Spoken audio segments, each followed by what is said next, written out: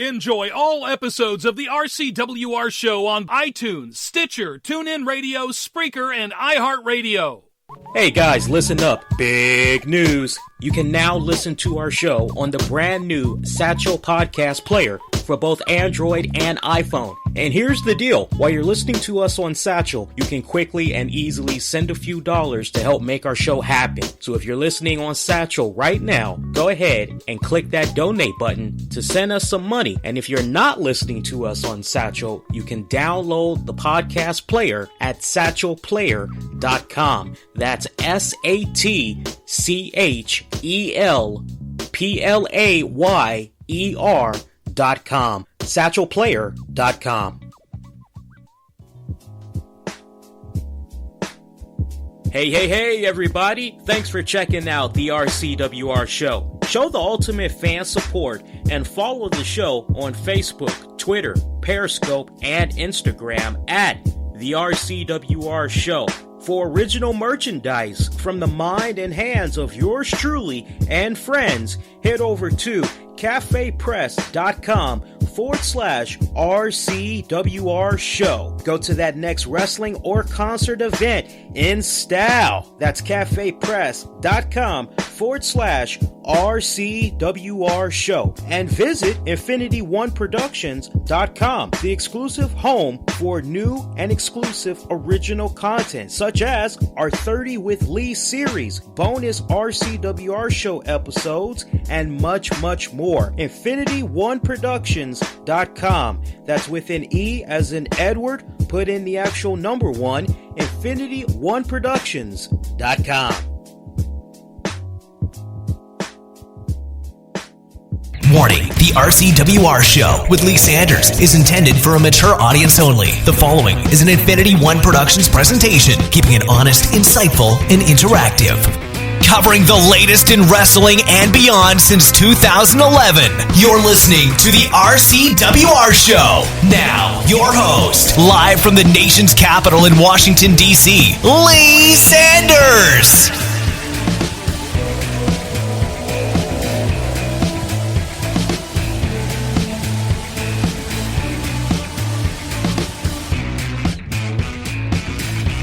I hope your Valentine's Day was fantastic. I hope the week has been going good for you guys so far.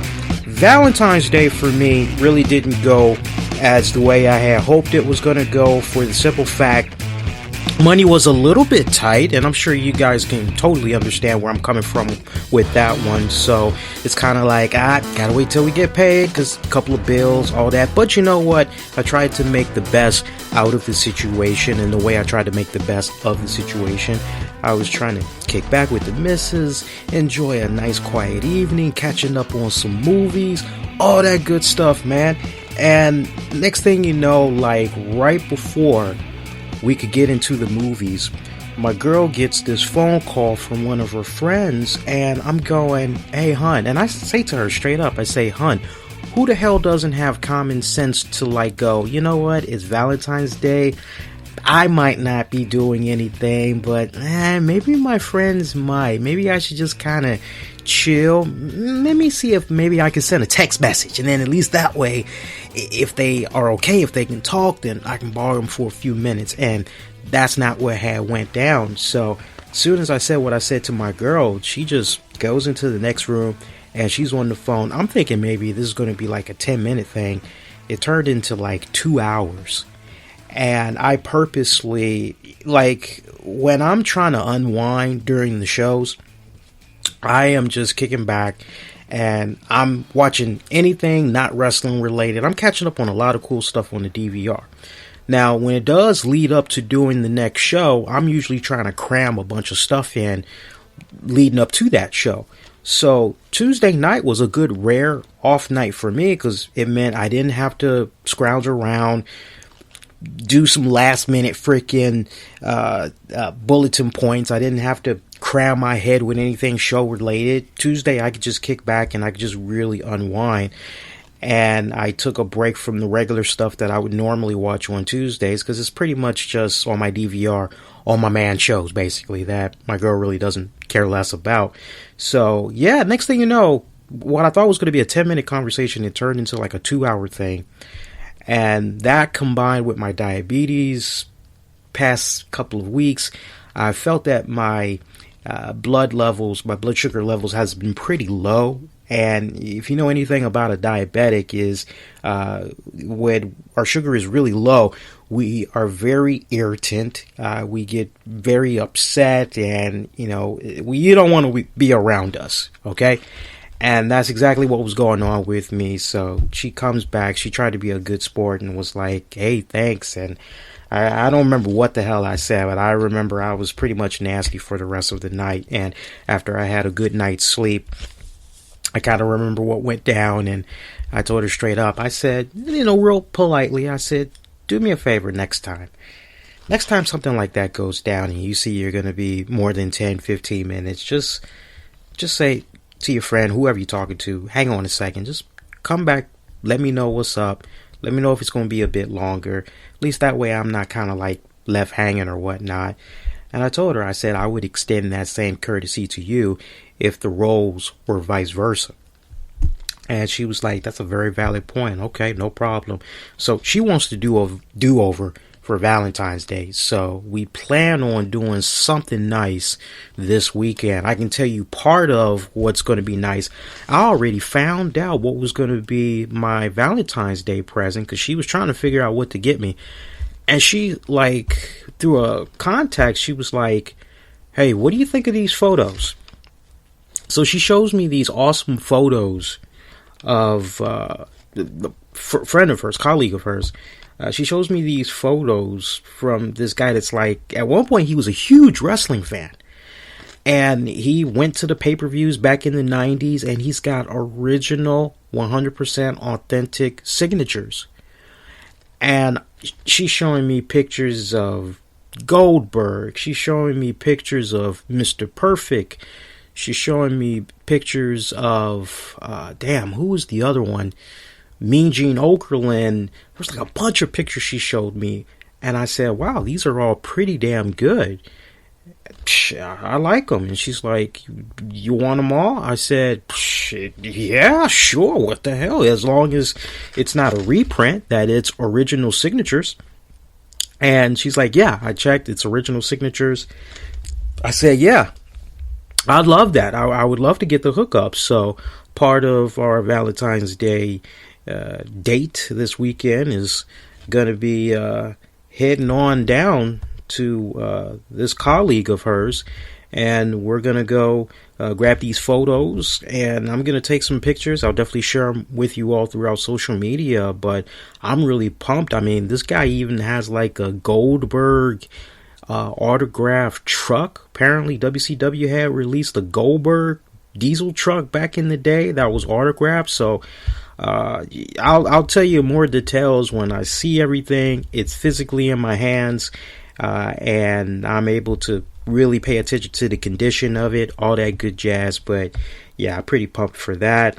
Otherwise, my week has been fantastic. I hope your week has been going pretty good, and I hope that if it hasn't gotten good, it gets a little bit better, man. I tell you what, over here in the DMV, we got this crazy ass weather that's going on. I mean, one minute it's real fucking cold, and then the next minute we've got this whole freaking, the sun is out. The sun is out. It's 39 degrees one day, and then the very next day it's like 60 degrees. So it's just a lot of people have been getting sick the past 2 weeks, man. It's been getting really fucking insane over here. But I tell you, it almost feels like the weather gods. I don't know if it's maybe Storm of the X-Men or what, but it feels like somebody's playing around with the fucking remote control, and they're going, I think today I feel like it needs to be sunny. Nah, you know what? Let's have it be sunny, and let's also have there be snow. Flurries, yeah? And then it's like, you know what? I want to see a rainbow on top of it being sunny, and we have the snow flurries. So it's just really like fucking comical over here. What is going on with the weather? Seriously. But one thing that always gives me a hearty fucking chuckle, and that is every single time I turn around and I see on my local news, Yeah, so it looks like we're possibly going to get just a little dash of a flurry, and the next thing you know, everybody is running to the goddamn Home Depot, they're running to the Walmart, they're running to their nearest grocery store, acting like it's the end of the fucking world. DMV has to be the biggest fucking pussies when it comes to the least littlest sign of snow. I mean, you could have the weatherman all up and down saying, hey, look, I'm not expecting anything major, just maybe a little bit of a flurry or two, but nothing that's going to stick to the ground. I mean, for you guys that's further down south, you might see 2 inches at most, but by the time you wake up, probably by about 10, 11 o'clock, sun's going to be nice and out. It's going to be real bright and sunny. The high will be in 55s, and pretty much when you get ready to go out for the day, it's like it didn't even happen. So you guys will be okay. And despite the weatherman saying that, everybody's going out acting like it's the end of the fucking world. So it's really just fucking hilarious. Only in the DMV. I have lived in my fair share of respected places over the years. I've lived in California. I've lived in Chicago. And I gotta tell you, it's just really funny how DMV operates when it comes to the weather. And I tell any DMV native, I say, I'm sorry. It's like, I love you guys and all. DMV has been my home for a good amount of years. I was like, but you guys are fucking pussies when it comes to the weather. It's like, how would you all make it in Chicago? Like, seriously, how would you make it in Chicago? Because you guys would be like fucking pulling an Al-Qaeda and committing suicide if you even got the type of snow. That's real fucking problems right there. The snow that Chicago gets. And being a Chicago native, let me tell you, DMV, y'all ain't seen shit unless you've been in fucking Chicago, man. I mean, seriously, man. But it's all good, man. It's all good. So I got the chat on Spreaker right now. Pop your head in there, say hello. Also get at me on Twitter, Facebook at the RCWR Show. And what video? Ah, that video. Yes, I'll be talking about that in a second.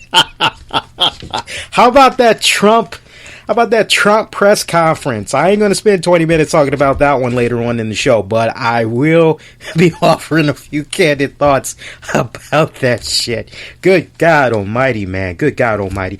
Hey, before we begin, I want to take this time out to thank those of you that had checked out, was it Valentine's Day? Yeah, I did drop it Valentine's Day. As a matter of fact, I dropped it like a little bit after midnight on Valentine's Day. I want to take this time out to thank the many of you that had checked out the Slow Jamming with Lee special. That was great. It was really awesome putting that together for you guys. I remember when I was telling my girl about it, she was like, oh, so you're not doing that much talking this year? I said, no, not really, because honestly, I kind of got that old school mentality, and I'm sure a lot of you guys will probably appreciate this, but then there might be a few of you others out there that may kind of be along the side of my girl, which is, no, these are your specials, you should kind of talk a little bit more. But I've got that old school mentality of, like, when I'm flipping the dials of my favorite radio station, or when I was doing it, like, to a great extent back in the day, I didn't really like hearing talking after 3 songs and the disc jockeys talking for like 10, 15 minutes or some shit like that. Even if it was a situation where like you're getting up in the morning and you're trying to get the jump start to your day, going to work, school. I really wasn't a big fan of the talk shows even back then. I only wanted to hear like, okay, if you're going to come in, talk for about 3-4 minutes, let a couple of more songs play, jump in that way. So my mindset, like, as long as I've been doing these slow jamming specials, it's always just been, okay, you know what? Let at least 5 to 7 songs play, then jump back in, talk for a few minutes, make my points, do another block of good music, and then just basically rinse, repeat. That's always been my mentality. So for me, I had a lot of fun just kicking back, because the challenge when I do these slow jammings each year, the challenge is to try to come up with an entirely different playlist every year. And even if it's like, okay, same artist, but okay, this is a different joint from their catalog. Just the fact that I'm able to come up with an entirely new custom playlist every single year for these specials is freaking awesome. And, we didn't do it last year because of some technical issue aspects. But once I finally hammered that out, got that resolved, it was like, okay, well, we definitely need to represent it and represent it strong this year. So it was really awesome doing that. If you did not get a chance to check that out, check it out when you guys get the opportunity. And I got to tell you, I was looking at the numbers for it, and it was awesome because it's like, okay, well, it's kind of coming along. It's kind of growing because the slow jamming specials, I mean, it had like petty little numbers. I mean, probably like 10 here, 30 here, but to now see that it's like over 100 plus and it's still counting, that's pretty good. That's a good feeling to know that, like, okay, well, as long as there is heavy promoting, and this is something that folks know for sure that they're going to be able to check out yearly, I'm expecting, I think this year's was a really good turnout. So I have high expectations for next year. I'd like to see if maybe we can kind of, when this month is over and done with, once I get the final tally of that special, it'd be nice to kind of see that go double or triple. So that would really be awesome. Also, I got in contact with Spreaker because some of you guys may have noticed this. Maybe you don't care, and that's fine. But I kind of like talking logistics sometimes, and this is actually a good segue into us talking about a new show sponsor that we're going to be teaming up with. We're just finalizing 1 to 2 little minor things, but like out of 100%, it's 99.9 a done deal. So I got in contact with Spreaker. Some of you guys maybe recall this from last week. And I had concerns about my analytics because I had noticed that they were kind of low. And I told you guys the numbers that came about from November, December, going into January. And I was a little bit concerned about February's numbers because it seemed really low. And I was trying to figure out, like, okay, what exactly is going on here? So I got in contact with Spreaker support, and they've always been very kind to me. They've always been freaking awesome, hands down. And I think that's really because they know I care a great deal about the platform. They see me doing my thing regularly on the platform to the point they featured the show a few times. And whenever they've needed help with beta testers, I'm always one of the first people that they come to and are like, hey, would you mind, sometimes I'll get a direct email from the Spreaker technical support team saying, hey, look, we're getting ready to roll out this beta thing. You want in on it? I'll know about it before a handful of everybody else will know about it. So there is that mutual respect that's there. So I heard back from Spreaker and they were like, oh, well, here's what's going on. It's because we did this new revamp of our analytics. We're now redefining what a play is, what a download is, when people are listening on demand. So we revamped it a little bit. And so when it's all said and done, you really should not be seeing a dramatic decrease in your listenership. Your number of followers should still, for the most part, reflect your shows when you look up the monthly totals. I was like, oh, okay. It's like, yeah, but we just kind of revamped it a little bit to try to make it be a little bit more accurate for you. And, when podcasters like yourself get ready to reach out to advertisers, we want to try to have you all be able to give them as much accurate information as humanly possible. Oh, okay. All right. I understand that. That's cool. Fine.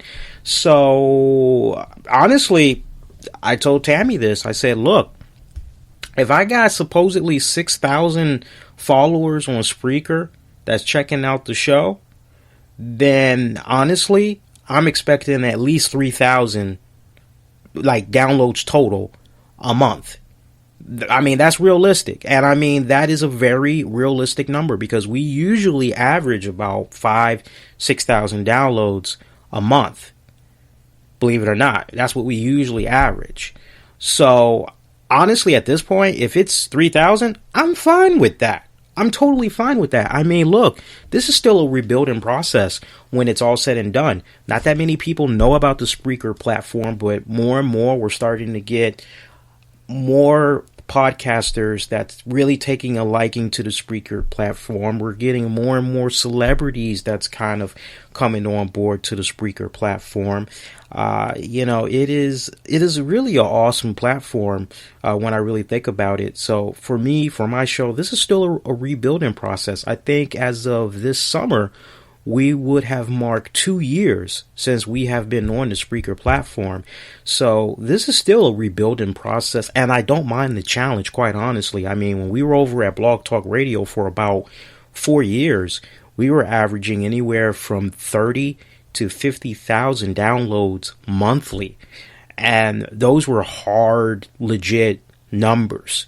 Everything was backed up. We was able to see the listenership stats, average length, fans were checking out the show, all that good jazz. So to now, basically have to rebuild. I like the challenge. It's kind of difficult at times, but I do like it. It's awesome. Sponsor. So something cool really happened. Now, I'm not sure how many of you guys go on YouTube like that, but there's this really cool channel. It's called Epic Sports. And I've corresponded with Epic Sports off and on over the years. And he's a good dude. He's a really good dude. And I told him, I said, man, I would like to try to do something again with guys like you, like with TV Tracks, but I'm concerned about the trolling of comments and all that. And I said to Epic Sports, I said, how do you handle the trolls on there? Do you moderate the comments? And Epic Sports was like, I try to do my best, but when it's all said and done, it's just the risk that you take, because a jabroni can easily just create another spam account just to troll. But honestly, from what I see, the comments I get, they're pretty good, well-rounded people. And he was like, when you're ready, send me your audio. I'll listen to your show, and whatever I feel were the best segments, I'll gladly put it up on the channel, and we'll see what we can do. I said, okay, all right, that sounds good. So we now got a new partnership. We're going to be hooking up with Epic Sports. They're somewhat similar to TV Tracks. You'll see your Don Tony clips on there. You'll see I think Wrestling Soup has done some stuff, some collaborations with Epic Sports over there as well. I'm not sure about Solar Monster, but I know those two for sure have done work, and I believe have continued to do work with Epic Sports. So it's really nice to, embark on this. And when it's all said and done, I'm mainly doing this for the number one reason, brand awareness. That's what it's all about for me in 2017, trying to create more brand awareness as much as humanly possible. So I am looking forward to this. Hopefully it'll be the start of a beautiful relationship with Epic Sports. So yeah, get ready, man. It's going to be pretty big. So I see we got a little bit of breaking news that came about as we're on the air right now. This pretty much went down in the last 40 minutes apparently, and I've actually been paying attention to my Twitter timeline, my news feeds on Facebook and everything. So I mean, this literally just came in right when we're taken to the air here, and it looks like former ECW and WWE competitor Nicole Bass, she passed away at the age of 52, apparently. And I'm a little bit shocked when I heard this news here. For those of you that maybe aren't really that familiar with her, she was an American bodybuilder. She was a valet. She was a wrestler. And she worked for a lot of promotions back in the 90s, early 2000s. She did work for XPW. She did work for the NWA. World Wrestling Federation. She made numerous pit stops on the Howard Stern show, to the point that she was a member of Stern's Whack Pack. And apparently I'm looking at what came about right now, and the only thing we know right now is that she died. I don't see any other information that's floating about right now. I mean, I'm looking here, and you guys got to bear with me because, I mean, this is like fresh off the press. Now, a friend, I can't tell you this, a friend of Nicole's actually had made a Facebook post, and then on Nicole's official page, noting that apparently she had been very sick a few days ago, and as a result was hospitalized. And they were told earlier today that there was nothing else they could do for her. Now, you got Dave Meltzer, so this is pretty accurate. You got Dave Meltzer coming in on this now. He's reporting that Bass has suffered a massive stroke earlier in the week and that she had never recovered. So, you're like, damn, when you hear that. She had a few notable feuds in the WWE before she had left that company after filing a lawsuit claiming she was sexually harassed by the Brooklyn Brawler. Case had went to court in 2003, but ultimately it was dismissed. And she pretty much did a lot of stuff on the indies after her WWE run and was pretty quiet over the years. I do recall there was a period in time where she was doing something similar to what April Hunter is doing, where her little lingerie matches, you could go on her website and you can see these little fetish clips, all that other good jazz. She was kind of doing something a little bit similar to that. Rumblings, she did a few porn things here and there. I can't really confirm that about the whole porn thing, like as far as penetration goes, but as far as softcore porn, basically showing her boobs, showing her kitty cat, things like that, I have heard and I have seen with my own two eyes some of that type of material, just to see what she was about. Not like leading up to this, but just off and on in the past. Not exactly my cup of tea. I like a good strong looking woman, but a little bit too strong in the face for me.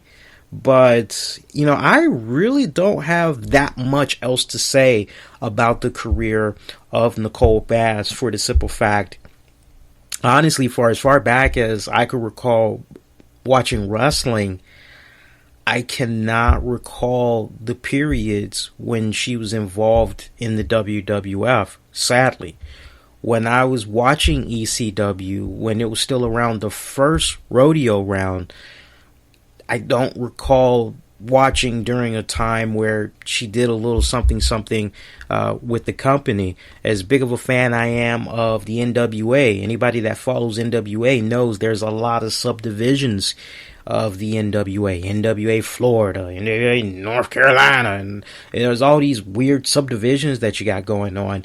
So to hear this news, I'm definitely a little bit saddened, in particular for fans. And I think, and see, it's not every day I toss the mic to somebody else, but if I were to say, okay, if you guys want to hear a really, really cool tribute to Nicole Bass, and you make sure that you let him know I sent you, you make sure you let him know that, hey, Lee Sanders of the RCWR Show, man, he told us to come check you out on Monday night. I would highly encourage you all to check out Don Tony this coming Monday, for the simple fact, when Nicole Bass was doing her work in XPW, Don Tony, when he was a wrestling manager, he did a lot of work for XPW, and numerous times he has shared stories, he has shared fond memories of Nicole Bass. I remember the infamous story that he told at one point where apparently she had lived like just around the corner from him before she ultimately had moved. And, there was like some really cool stories that he used to tell about her. And if anybody's probably going to be taking this news a little bit hard right now, I would bet you $50 Don Tony is probably going to be stinging from this quite a bit, especially considering that I believe the both of them, if I'm not mistaken, she may be just a little bit older than Don Tony. I don't think Don Tony's in his 50s yet, but I think he's almost there. So I would imagine there's going to be a heartfelt, emotional tribute to her on Monday. You can get a little bit more insight as far as like, what she's about and everything. I normally don't recommend like, other podcasts. Go check them out. But Don Tony is somebody I've had a lot of respect for a lot of years.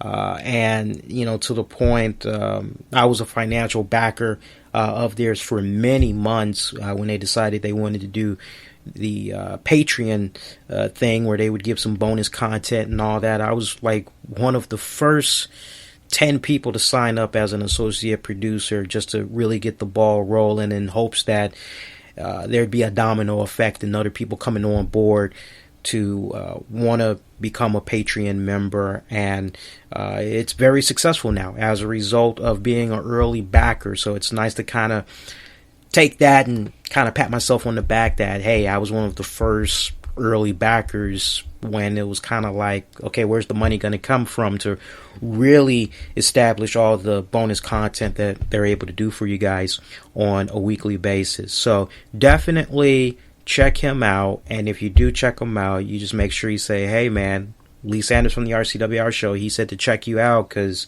he knew you were going to be covering her passing, and you probably were going to be taking this pretty hard, and I'm sure he'll appreciate that gesture, as from time to time I do correspond with him on social media. So I would imagine there's probably going to be a little bit more information that's going to be coming about, but that sucks. I mean, so you have that. I mean, what a crappy week that it's been if you're a wrestling fan. Now, one thing that I can passionately talk about at great length from one passing, and we talk about another. I didn't plan on talking about deaths at the start of the show, by the way. I was going to work my way into the talk of Chavo, but with Nicole Bass, I mean, it just really just came out of fucking nowhere. So, breaking news right there as we're live on the air right now. But what a week it's been. This week, Nicole Bass. Last week, Chavo Guerrero Sr., a.k.a. Chavo Classic, he passed away. Well, not good for him, as he had lost his battle to liver cancer. He was just diagnosed with that last month, and doctors pretty much told him he didn't really have that much time left on this earth, and as a result of that, ultimately, he went to hospice. That's pretty much sums up his final days. He went to hospice, and you hear that, you're like, damn. And let me tell you something, I know a thing or two about hospice. It has affected close friends that I've had the fortunate pleasure of knowing over the years, and their respective family members. I definitely had experienced it just a couple of years back in dealing with my girl Tammy and Tammy's friends. Who was it? His aunt, Tammy's friend's aunt, who had to go to hospice. And when you go to hospice, that's pretty much it. You're not fucking going there for a retreat. When you go to hospice, because I know we got younger listeners that's out there, and they really can't quite grasp what a hospice is. Pretty much, hospice in layman's terms, dead man walking. You're knocking on heaven's door. And hospice, in a nutshell, is pretty much 24/7 attention.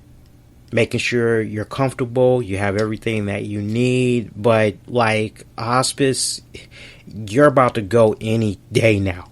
That's pretty much it. So you're getting that care pretty much 24/7, just to make sure that everything is on point, you're comfortable, and if you're still mentally sound, you can try to put a few things in order if you're trying to like look out for your family, all that good stuff long after you're gone. But hospice, you're pretty much you're pretty much on borrowed time, literally, at that point.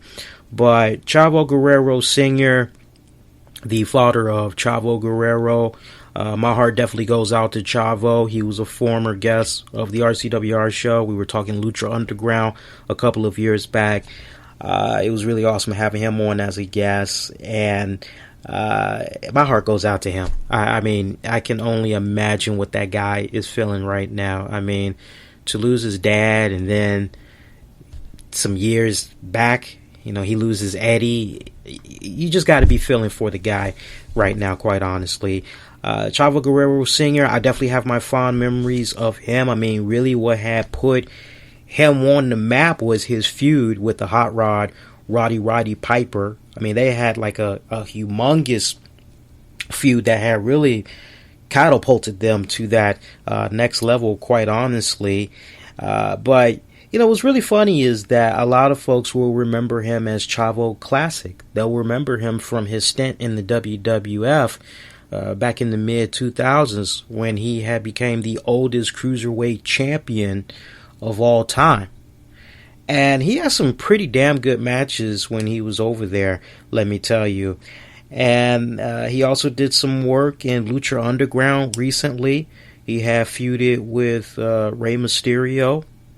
So, he was always active. I definitely remember his stint briefly. Didn't he have a brief stint, guys, in TNA Wrestling? I could be mistaken. I could have my Guerreros mixed up. I could be thinking about Hector Guerrero.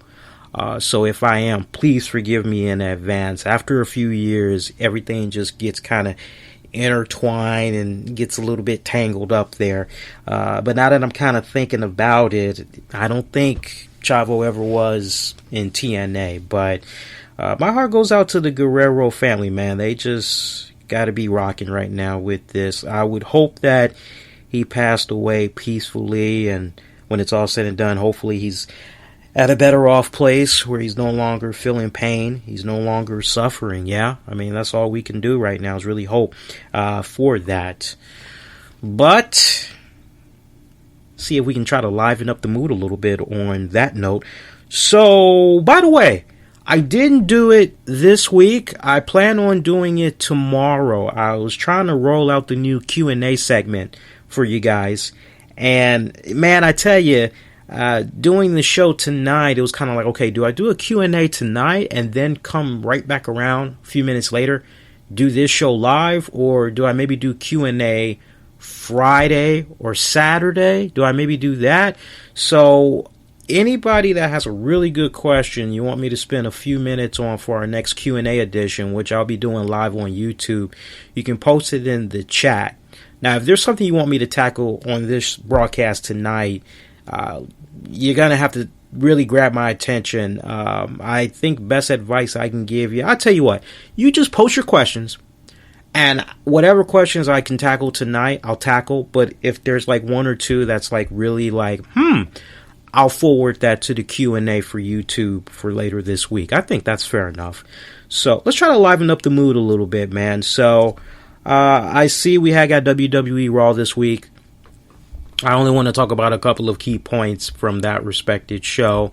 I guess one of the main draws, we got to talk about this whole Emma making her debut as Emmalina. That really didn't last that long. I mean, that pretty much was short, simple, and sweet. She comes out, oh, you all have waited so long, and now I'm finally here.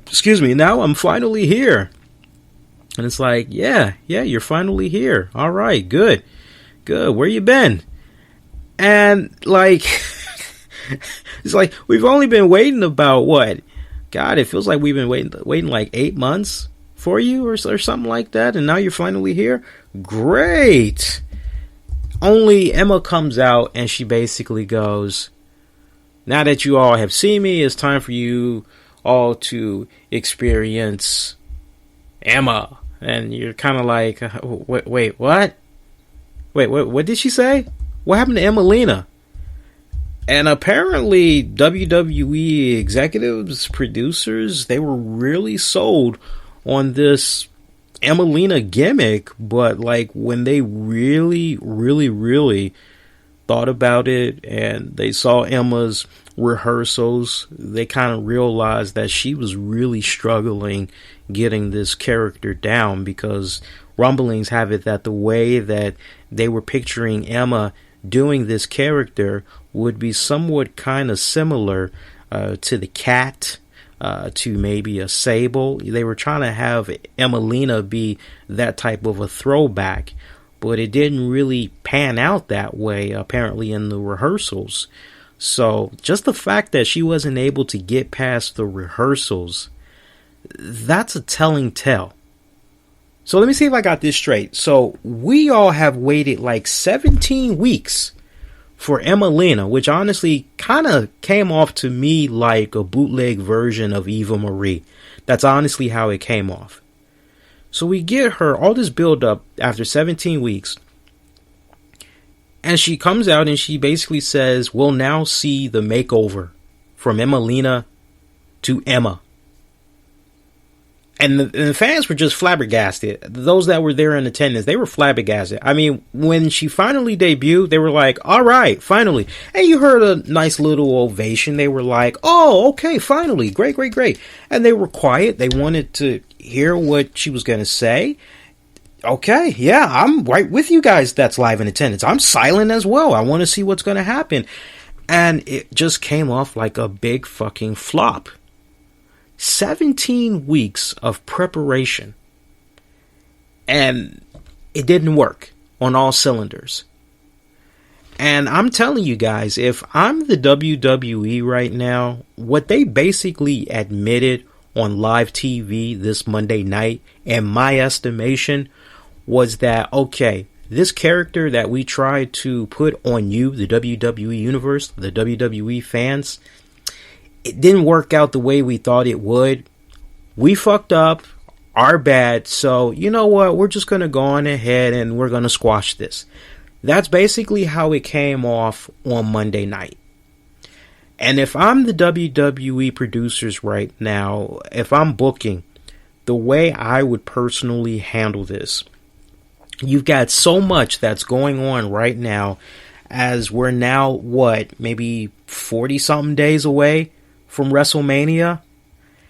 At this point, everybody is just thinking about WrestleMania. Everybody's trying to get some type of a grasp on what the final card is going to be like come WrestleMania.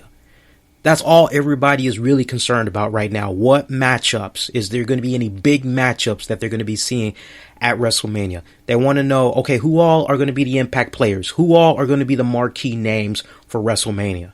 If I am the WWE right now, based off what had went about with the Emmalina flop this week, I personally would let that be the very last time that you see Emma, period. Just write out WrestleMania, and quite honestly, once WrestleMania is in the books, if you want to bring back Emma then, you can gladly go on ahead and do that, to the point you wouldn't even need to reference the Emmalina thing. If this was WWE's, and this is just my 2 cents from a distance, this is honestly how it's really coming off to me, but it really just comes off like, okay, this character we were picturing in our heads, it didn't quite work out.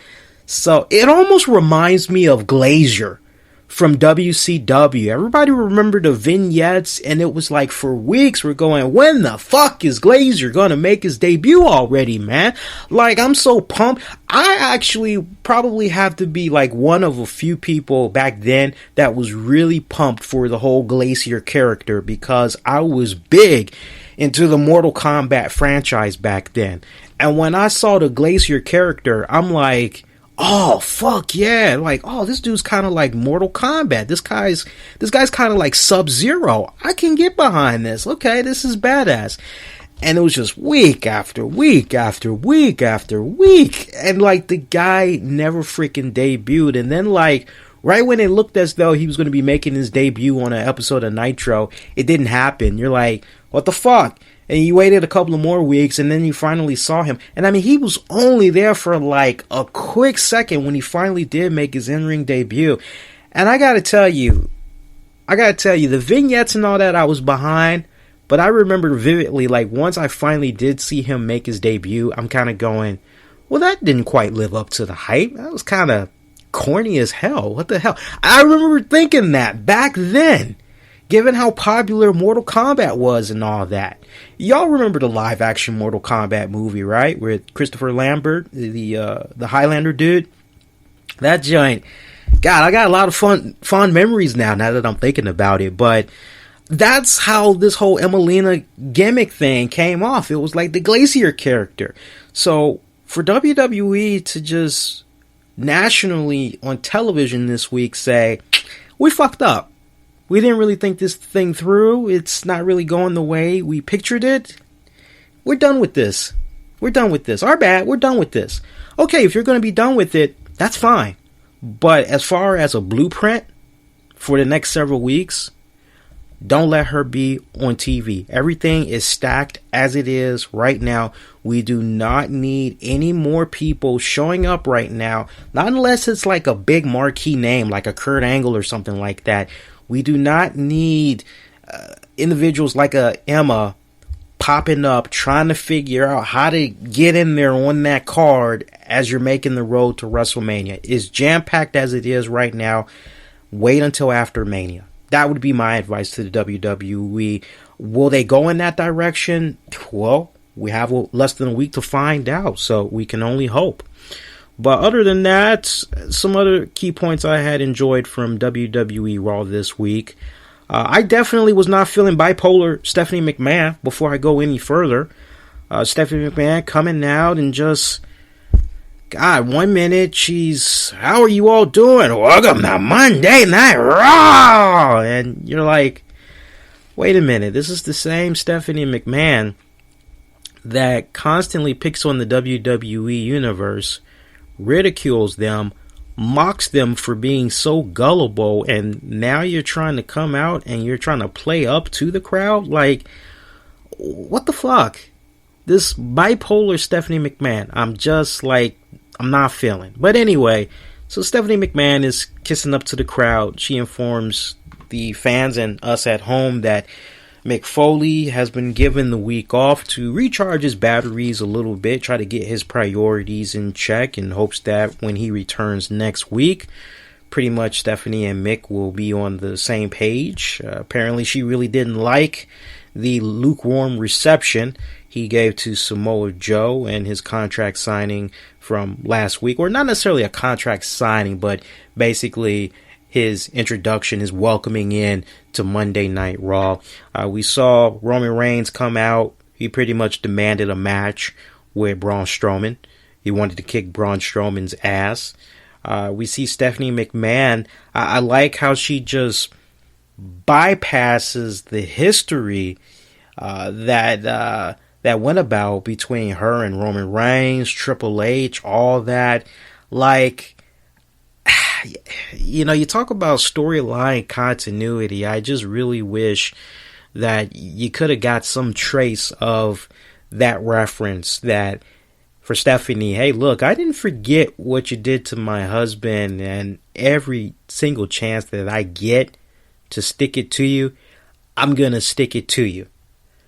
And for me to see Roman Reigns come out and get involved in a Stephanie McMahon segment, I thought for sure maybe we were going to kind of get to that storyline continuity part, just to put that seed in the back of fans' minds that, oh, hey, remember? And it didn't go exactly the way I had planned it, I must say.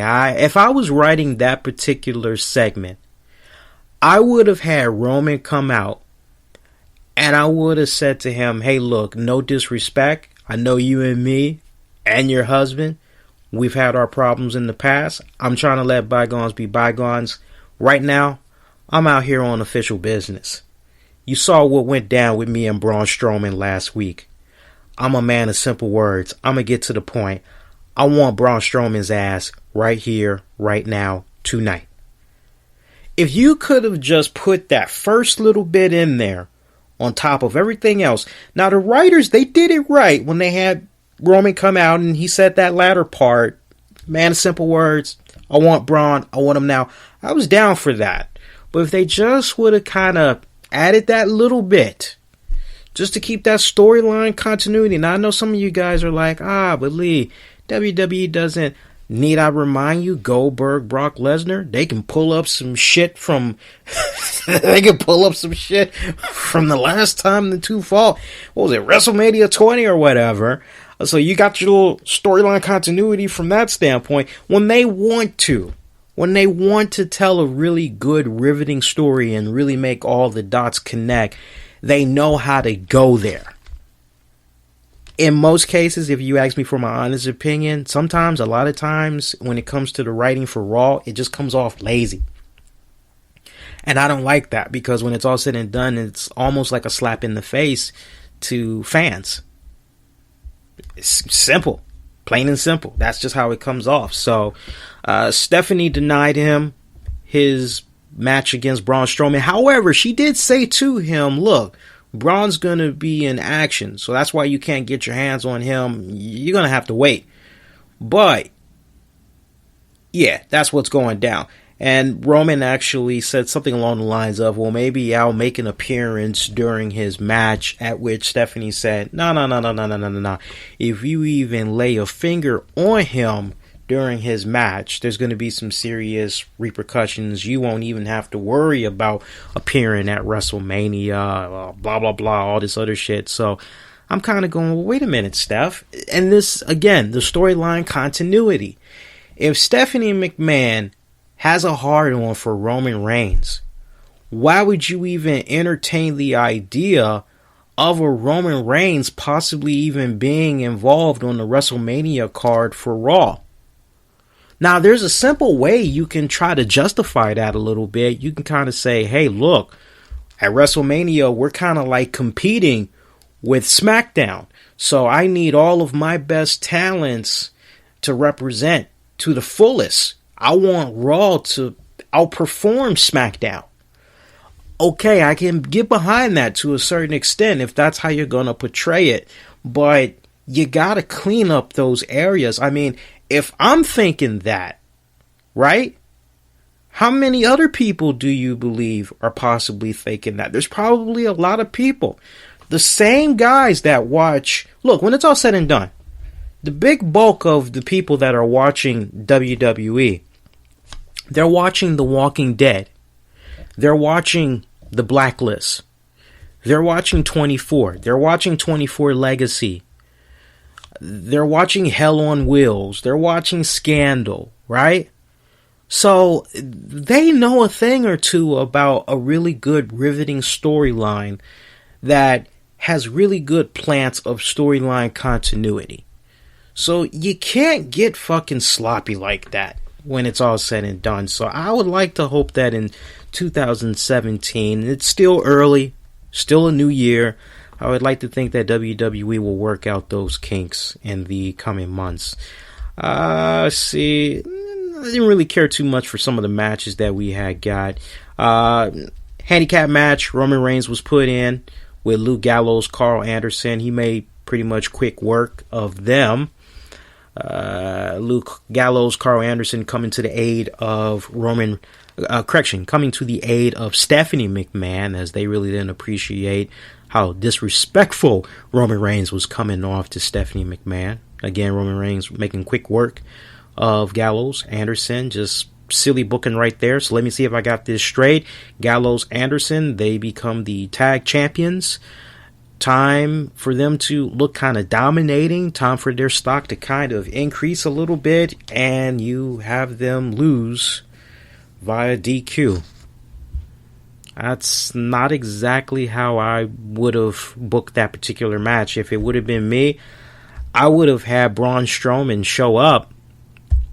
And quite honestly, to protect Gallows, Anderson, and Roman Reigns, I actually would have had Braun come out, because Braun's just one of those type of guys. He fears no one.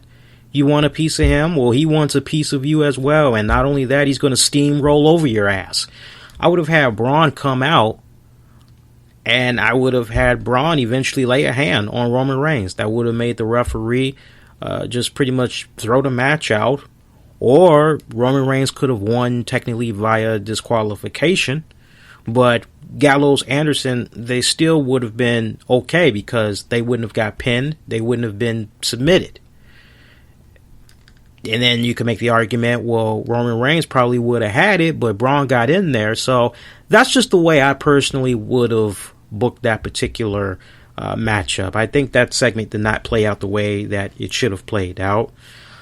Some other action. Pretty lackluster episode of Raw, by the way, that we got this week. It was definitely pretty average. Although the Braun Strowman Mark Henry match, I thoroughly enjoyed that one. Braun is just really coming into his own as a freaking beast. I have been nothing but complimentary of Braun Strowman as far back as when we were first introduced to him being part of the Wyatt stable. He is really just coming along quite nicely.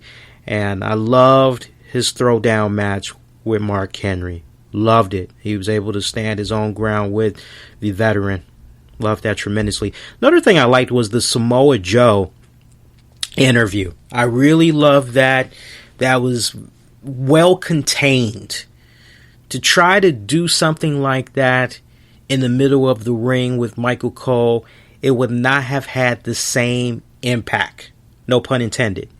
So I really like the fact that they did it backstage. You got the cameras, you're away from the crowd. I like that.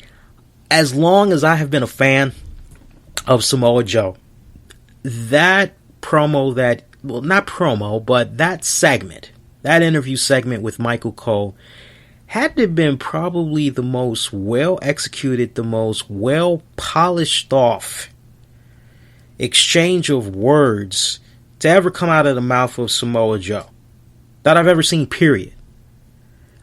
I mean, my challenge to you guys, can you all recall a time in Samoa Joe's tenure with Ring of Honor or even TNA Wrestling? Can you all recall a time where, damn, that was a damn good promo by Samoa Joe?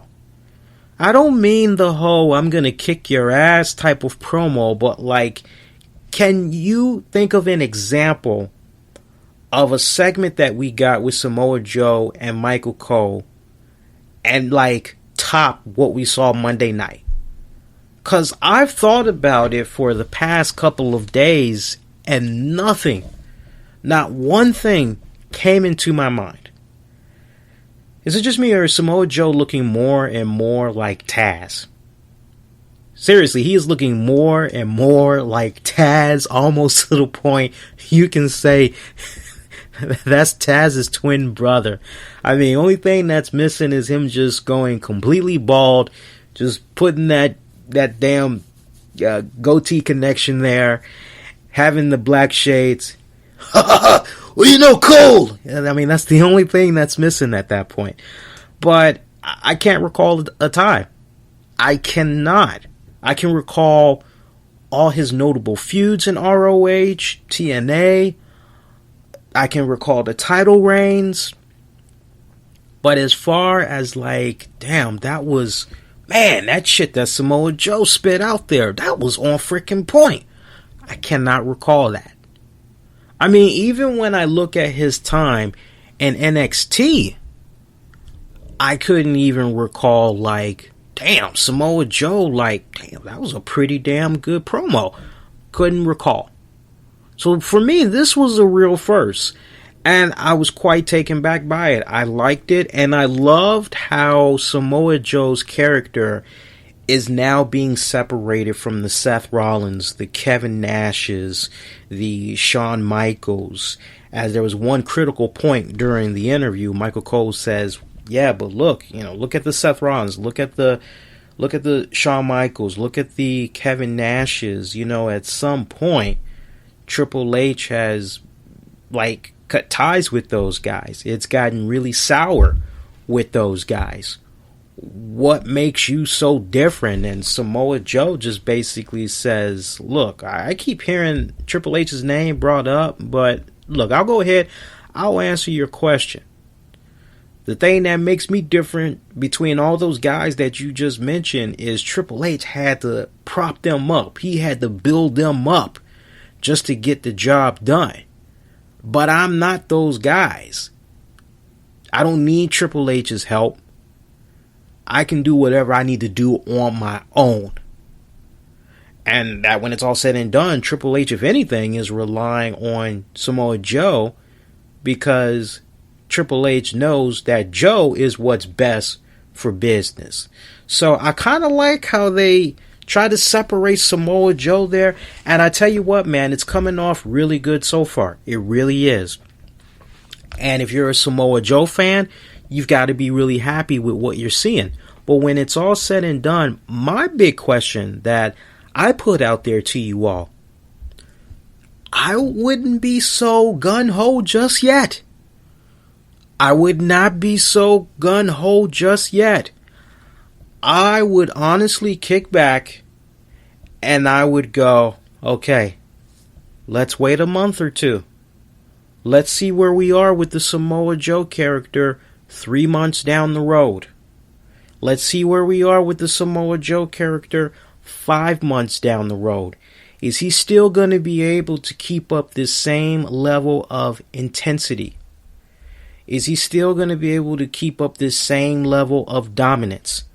Let's see what happens. And I tell you what, it will be a very telling tale in the next 3 months. Now, we see right now what pretty much had went about as Sami Zayn. Looks like Samoa Joe's now going to be working a program with Sami Zayn, as Sami Zayn's name was even brought up during that interview, at which Samoa Joe took a shot at Zayn as well. And then we had Zayn later on in the night cut a very passionate promo, basically saying he's not weak, blah, blah, blah, blah, blah, taking his little respected dig at Samoa Joe, which prompted him to come out, beat the holy crap out of him.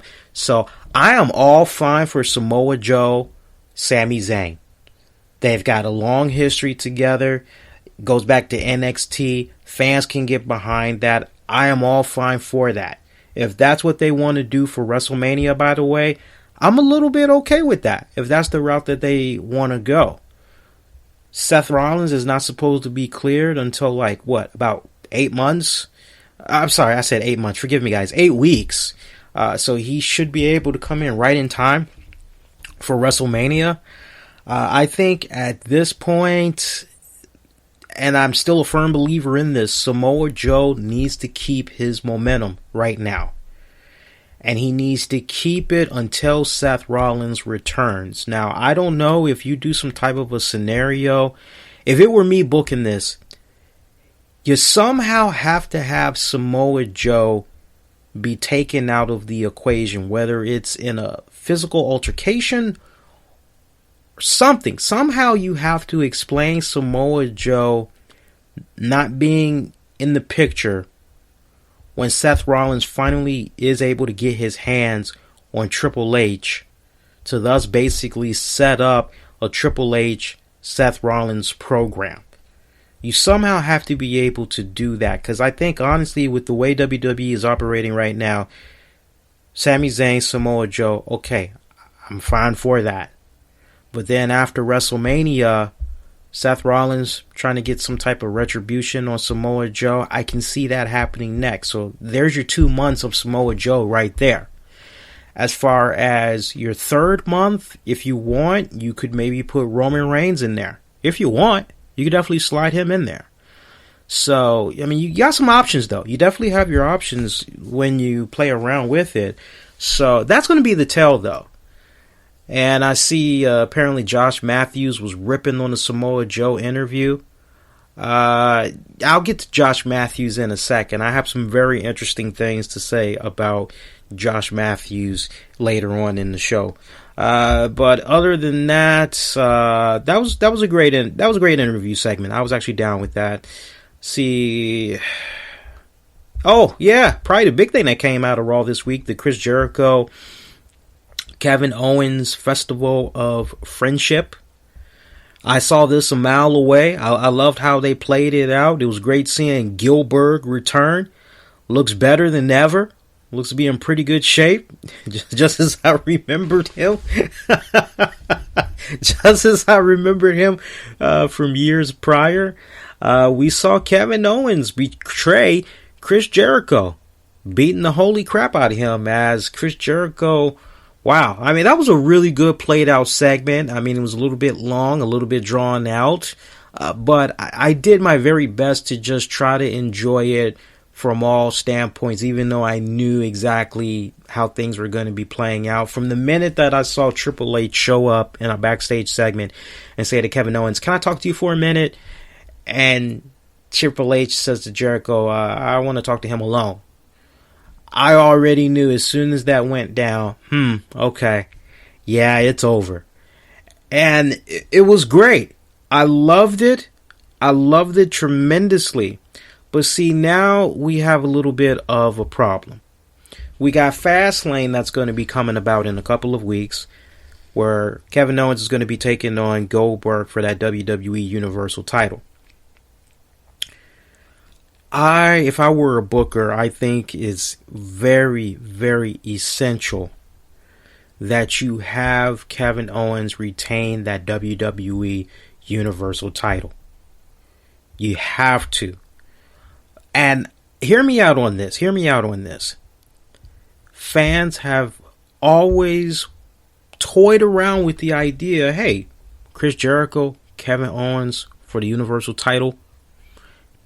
That actually sounds kind of good, but how can we get to that point? Well, now you have it on the silver platter. You could basically get to that point and the fans would be okay with it. I think the two of them would have a really good classic matchup, quite honestly. But I am under the impression that that's not going to happen. I am under the impression it is going to be Goldberg winning that title at Fastlane and defending the strap against Brock Lesnar at WrestleMania. Because it is all about that money. It's all about that fettuccine. It's all about getting the ticket sale prices at the gate. It's all about the pay-per-view buys. It's all about the network subscriptions. You just got to think from that standpoint. I know some of you guys don't like thinking like that. Some of you guys are like, but these guys, at the end of the day, WWE is going to care about one thing and one thing only, and that is about the almighty dollar. And it's WrestleMania season. They want as much revenue as they can get. So in my heart of hearts, hey, they've been known to surprise us from time to time. Would I love a swerve? Yes, you bet your ass I would love a swerve. I would love for Kevin Owens to walk out of there and retain. I really, really would.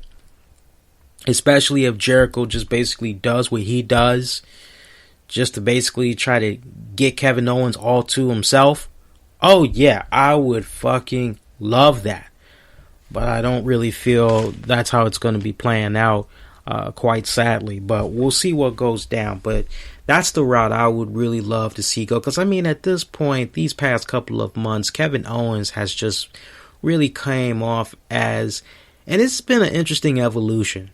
We've gone from the Kevin Owens show, the Fight Owens fight, proving himself, whooping people's asses. He's a prize fighter. Remember that? He was a prize fighter. So, so he's basically gone from that to just, hey, Chris, you got my back, right? You got me, right, buddy? Right? Even though I'm going to be facing Roman Reigns inside of a steel cage and the only way that we can walk out of this is I gotta fucking chop his head off with an axe. I don't really know, man. You got my back, right? No matter what, you got my back, right? I don't like this champion that he's kind of... It's almost like Seth Rollins 2.0 to a certain extent. So I would have to say that Jericho has really benefited the most out of being aligned with Kevin Owens these past couple of months.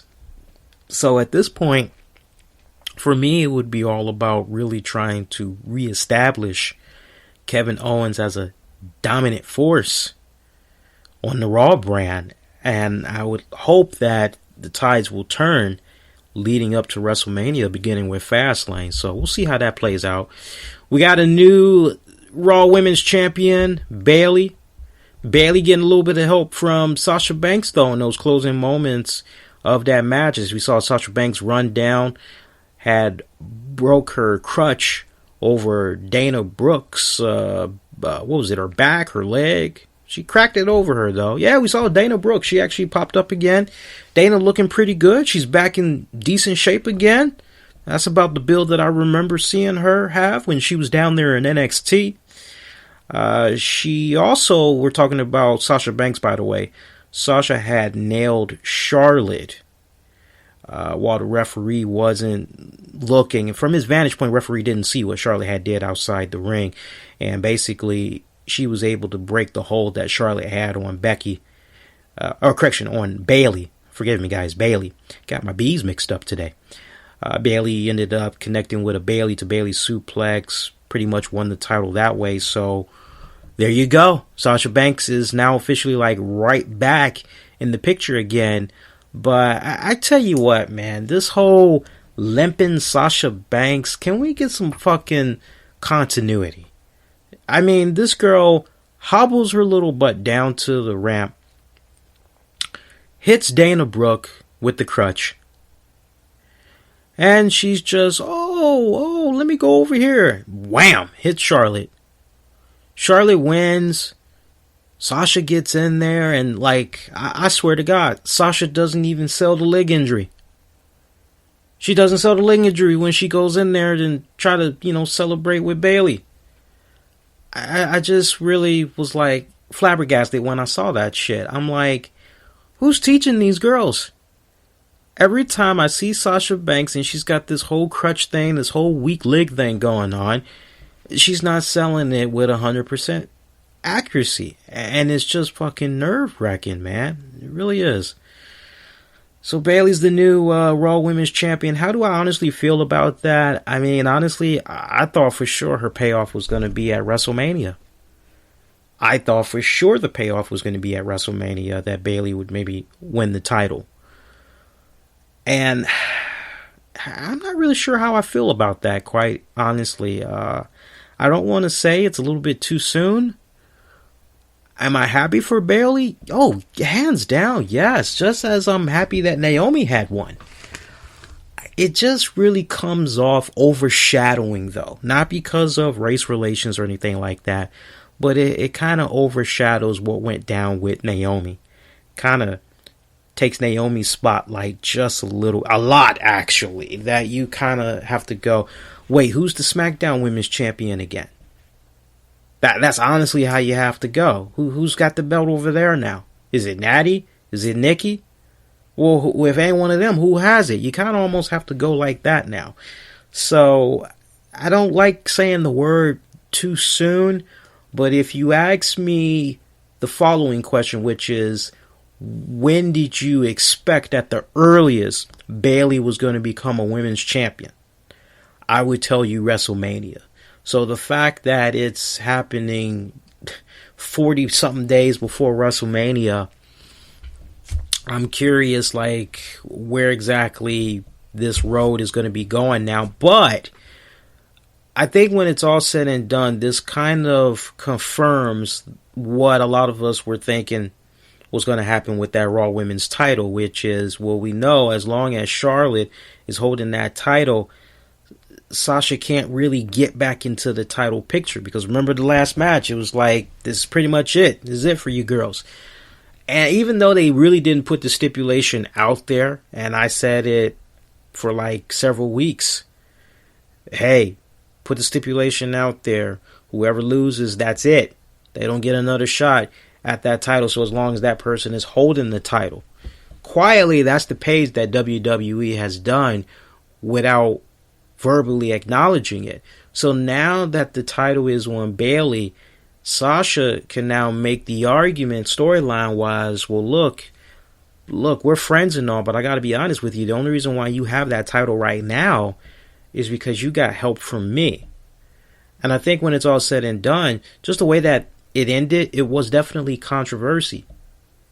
It was definitely controversy at its finest.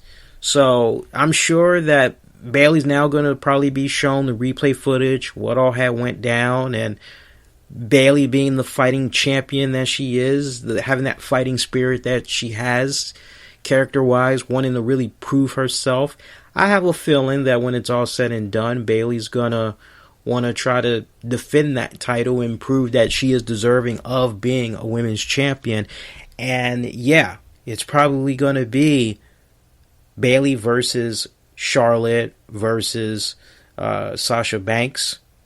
And I don't know if Nia Jax may get thrown in there. It's very well possible that Nia Jax may get thrown in there. It's like, I just wish we could figure out once and for all what's going on with Nia Jax. A couple of weeks we see her, and then the next minute she's gone again. So, a little curious what's going on with that one. But overall, a pretty average edition of Monday Night Raw that we had, got.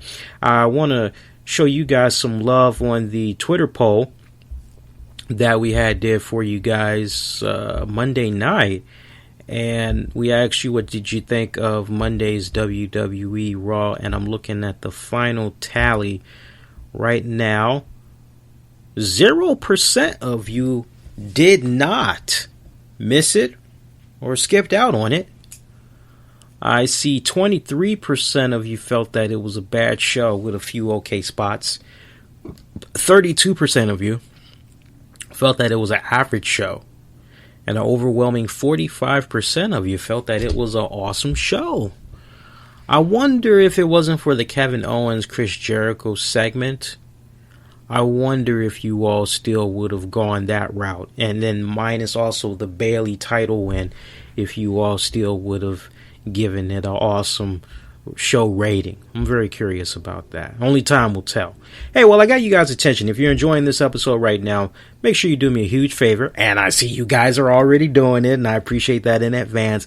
Make sure you click on that heart-like icon, share this episode throughout social media, retweet, Google+, Pinterest it, all that good jazz. Really helps out in having our show be recommended in the Spreaker search engine box and all that good stuff. And of course, if you haven't done so already, make sure you subscribe to the show on iTunes, Stitcher. We're back up on TuneIn Radio, iHeartRadio. We're all over the place. Use the keywords the RCWR Show. How much showtime we got left? Oh, we're doing very good. We haven't even scratched the hour 30 mark yet, so that's really good. And I just saw something a few seconds ago on Twitter, and I kind of want to... Oh, shit. There he is. Let me just pull this up a second, guys.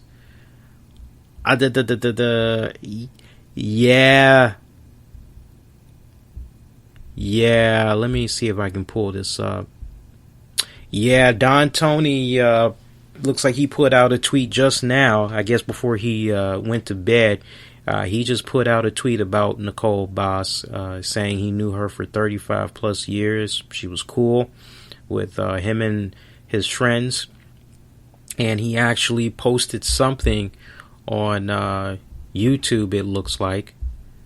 Yeah, he just posted something on YouTube. Let me see if this is old or whatnot. Yeah, it's an old clip.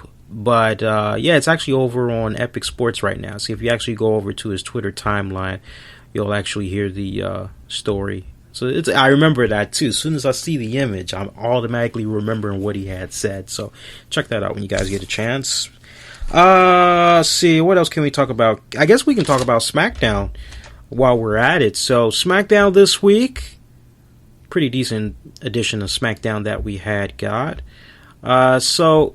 very interesting development for SmackDown as... oh, by the way, Teddy Long, before I forget, it was announced on Raw that Teddy Long is the newest inductee into the WWE Hall of Fame. And what can you say about the career of Teddy Long? I mean, when you really look up the career of Teddy Long, it is a hell of a story. It is a hell of a story. I mean, this guy started from the bottom up. I mean, basically being like a roadie guy. What do you need? You need any food? You need something to drink? Need me to take you to the airport? He was kind of like a gopher dude, basically. But he started from the bottom and worked his way up to being a referee, then being a manager, and then going to being the acting general manager on SmackDown, being the longest reigning SmackDown manager. He was also the ECW manager as well. But you talk about throwback old school, just the way that he had started his career. I mean, everything has started for him in the Jim Crockett Promotions and then World Championship Wrestling. I mean, my God, that's a hell of a story. I mean, just to be African American and just really kind of take a step back and just really taking that in full circle, you're like, now that's paying your dues from a wrestling standpoint. That is seriously paying your dues. You think about the long list of people that he's managed: One Man Gang, the Skyscrapers, Buff Bagwell, Two Cold Scorpio, Mark Henry, Doom. I mean, he's got a long list of people that he's managed for. And probably one of my fondest memories, definitely Doom, but I also remember when he had Rodney Mack, and he was also managing Jazz, and they had that somewhat little mini black stable that was going on. Anybody remember? Rodney Mack was the original guy that was coming out to the Teddy Long song. And I guess, I don't know, maybe Jim Johnson felt that, like, hey, Teddy, this song kind of like suits you. Why don't we like let you keep it? But that was originally Rodney Mack's song. I remember that. But, you know, I'm happy for Teddy Long. I really, really am. Here's a guy, when it's all said and done, he was graced with the opportunity to be involved in a hobby that he loved, in a profession that he came to love. He made a lot of great friends along the way. Really didn't make any enemies from everything that I've been able to gather about him over the years. Everybody that has said something about him in a shoot interview or whatnot, they've had nothing but like kind things to say about him. And those that are saying something kind of negatively or maybe a little bit jaded over the fact that he was fortunate enough to have a long-lasting career as long as he was able to have one. I mean, when it's all said and done, here's a guy that basically was active in the sport of pro wrestling, wore many different hats, but his knowledge, his experience, even though he may not be in the ring throwing it down, just the wealth of knowledge that he was able to obtain in over 4 decades. 4 decades of experience right there. You know, that's a blessing in itself right there. And he still has his good health. And for him to just basically get to that point in his career where WWE just kind of goes, hey, look, we appreciate everything that you've done for us over the years, but we're kind of ready to go in a different direction now. But, you know, we really appreciate all the work that you've done for us over the years. And WWE will always be home to you. And you know it's always home to him because even after he left the WWE, we stay seeing him make sporadic appearances from time to time. So, you know, when I just look at the long-lasting career of Teddy Long, I mean, like I said, he started off as a gopher.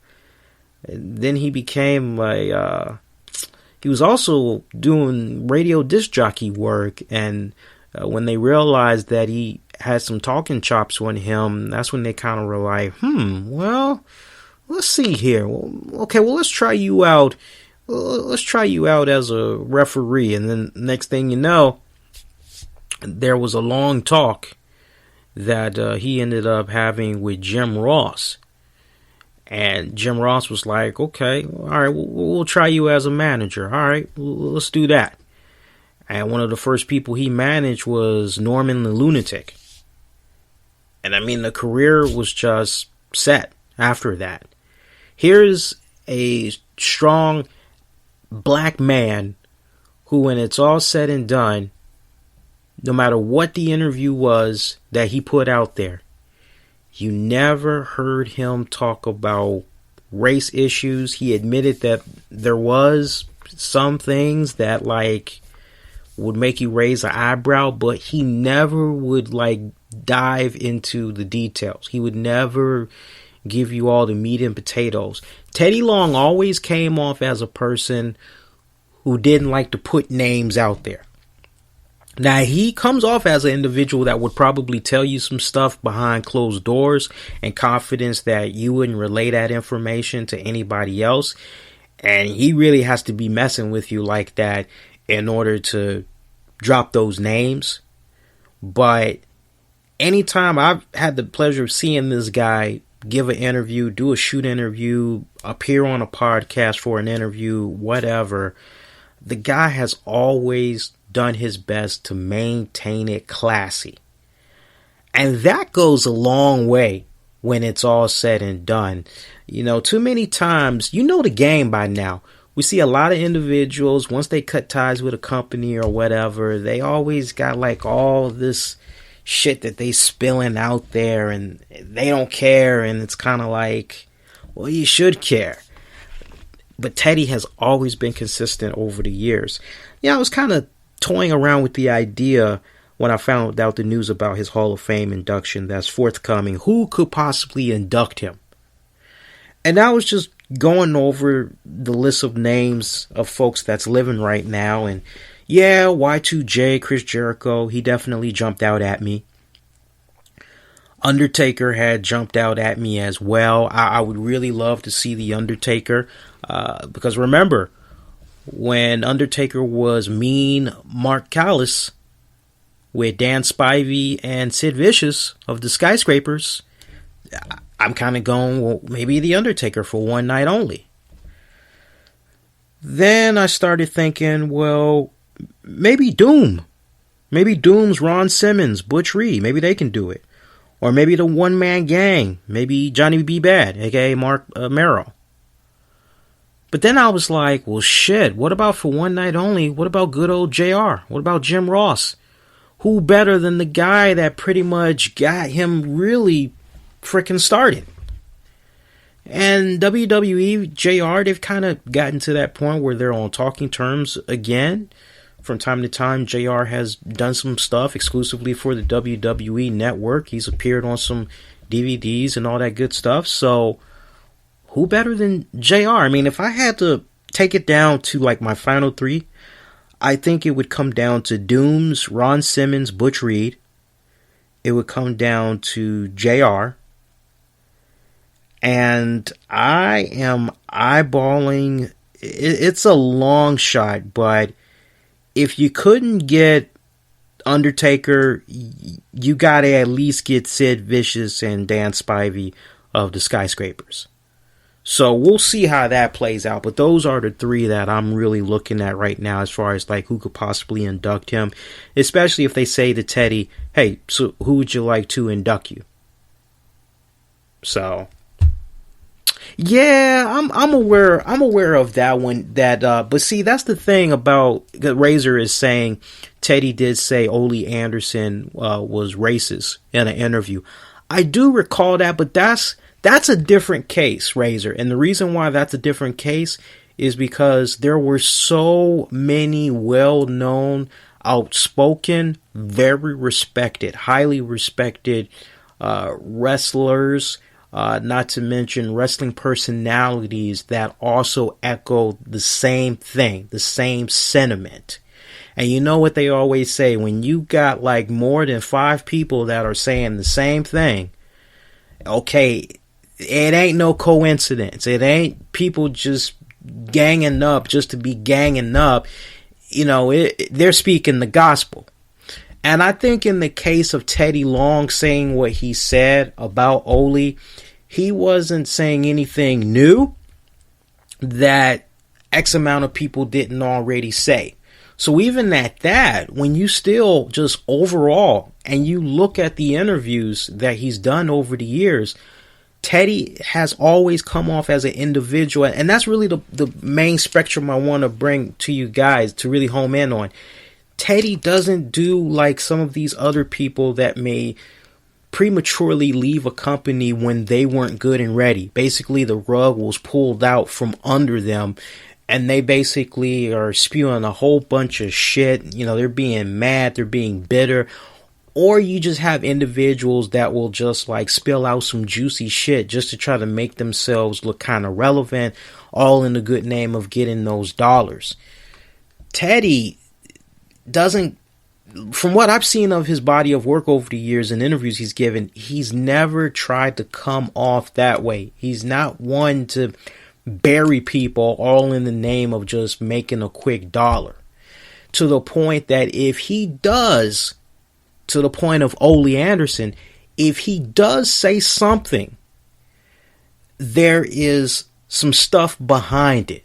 It's not just, oh, well, we got to take what he said at face value, because, and in a case like Ole Anderson, everybody and their mama pretty much was saying, oh, Ole's a racist motherfucker. So for Teddy Long, as a black man, to say, yeah, he kind of was, he kind of was a little, that's not anything new. But even at that, just when you really stop and think about it, Teddy's always been pretty classy. He's always been very professional. And see, this is the bigger picture that I want you all to really grasp, which is this in a nutshell. You make less enemies when you go to work. You do what you need to do. You do your work to the best of your ability. And as a result of that, you not only gain confidence in yourself, but you gain the confidence in your superiors and your peers. And with that comes respect. And as long as you are treating everybody the way that you want to be treated, which is with respect, you're coming to work, you're upbeat, you are classy, you're outgoing, you're being very friendly. Even when sometimes you could be having a really bad day and somehow you always manage to keep it upbeat, you manage to keep it professional, you are able to keep it classy, I guarantee you ain't gonna make no enemies. When a motherfucker brings up your name, oh, Lee? I'm sure Lee was fucking cool. Brendan was fucking, yeah, Brendan's Razor's fucking cool, man. Yeah. And that's the thing with Teddy. Teddy is like in that realm where like the people that he's been able to come across all these decades, it's, I won't say it's like Sting. I don't mean the wrestler. I'm talking about the singer. I'm not going to say it's like on that level, but it is kind of like, here's a guy that really paid his dues, and like all the people that he's worked with, for the most part, practically nobody's had anything bad to say about Teddy Long. Teddy Long, just 40 plus years in the business. What more can you say? So I'm happy for the guy. So SmackDown, a couple of key points. Talk about it quickly because I want to get into some other topics here. I see that it looks as though Bray Wyatt, the era of Wyatt, it has officially begun. Loving it. Really, really loving it. Probably one of the biggest dilemmas that was going on for this week was what was going to be going down with the WWE Championship rematch between Bray Wyatt and John Cena. Well, AJ Styles would throw a monkey wrench into that, saying that he is still owed a title rematch, and he wanted it. He wanted his one-on-one rematch. This prompted Daniel Bryan to make a triple threat match between Styles, Cena, Wyatt for the WWE title.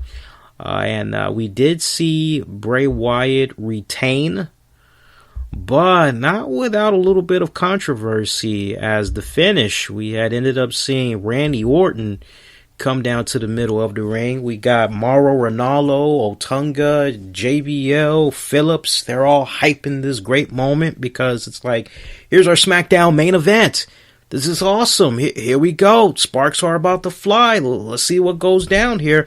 Well, what kind of drama is going to play out here right before our very eyes now that we pretty much know what's going to be happening for the WWE title at WrestleMania. And we see Randy Orton pretty much say to Bray Wyatt, hey, look, I won the 2017 Royal Rumble. I won the right to go to WrestleMania and fight for that WWE title. But, so as long as you are my master and I am your servant, I refuse to face you at WrestleMania. And that just made the fans just fucking boo. And you're seeing this play out before your very eyes and you're kind of going, wait, what? Surely there's going to be like a gotcha moment. Maybe a RKO is going to come out of nowhere. And no, Randy Orton drops to one knee, kind of like Superman kneeling before Zod. And the SmackDown just pretty much goes off like that. That is it. So, of course, you had a lot of people that were probably vocal about this. I didn't even bother looking at it because I know there was probably going to be a bunch of angry people. So, wait a minute. What the fuck was the Royal Rumble for? What was that Royal Rumble match for, Lee? What the hell was that all about? It's supposed to be a tradition. First of all, I am all fine for shaking things up once in a blue moon. Do I like a yearly tradition? Yes, I do. Do I like a little bit of spice? Do I like a little bit of variety? Yeah. Every time I get ready to have mashed potatoes, gravy, and steak, hey, sometimes I'll like my mashed potatoes just plain. Sometimes I'll like my mashed potatoes with some butter. Sometimes I'll like my mashed potatoes with some salt. Sometimes I like it with all three. Sometimes I like it with a little bit of milk in it. Sometimes I like it with a little bit of chives in it. Sometimes I just want something entirely different aside from mashed potatoes. Maybe I want macaroni and cheese to go with my Salisbury steak and the gravy.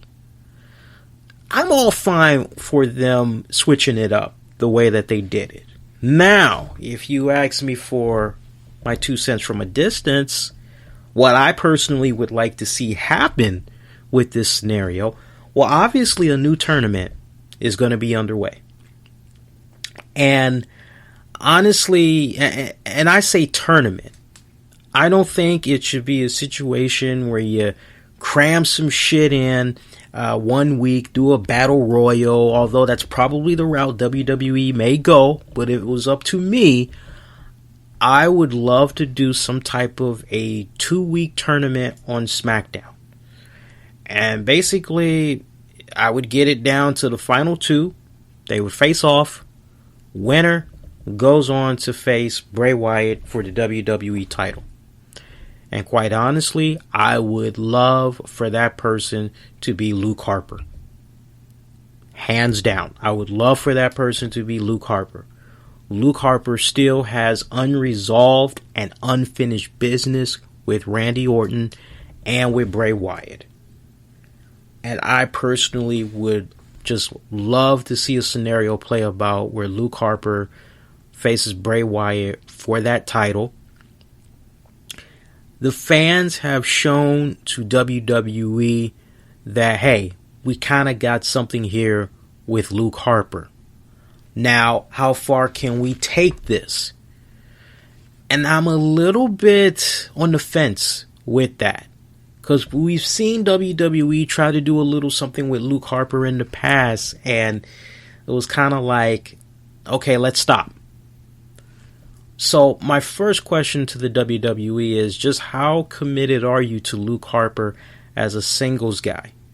Are you committed to him to the point that you're willing to really make the investment? You're willing to really push it.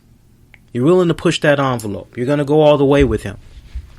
And if you are going to go all the way with him, let's be realistic. At what level do we really see him? Will he get to the level of like maybe Cesaro? Some would kind of look at him maybe as along that borderline as far as like he'll always have the fan support, but he won't like necessarily break that next threshold. And if WWE is fine with him being in that like Cesaro type of role, okay, that's fine. But Cesaro really kind of jumps out at me right now. You know, the guy that like has it all together, but like that one thing's kind of missing that's kind of holding him back a little bit. When I look at Luke Harper, if you ask me for my honest opinion, again, my 2 cents from a distance, I think he would be a phenomenal world champion. Everything that I've seen about him thus far, everything that I've been able to check up about him and his career before WWE, I think he would be a great world champion. And I would love it if WWE could just shake things up, break the mold from time to time, and just be like, fuck tradition. Let's just throw some shit out there and see what we can make out of it. You know, at the same time, like, if it was me personally, like, I'm looking at Luke Harper, and quite honestly, I look at him and I say, they do this guy right. He's almost on that level of a Dean Ambrose. Maybe slightly better.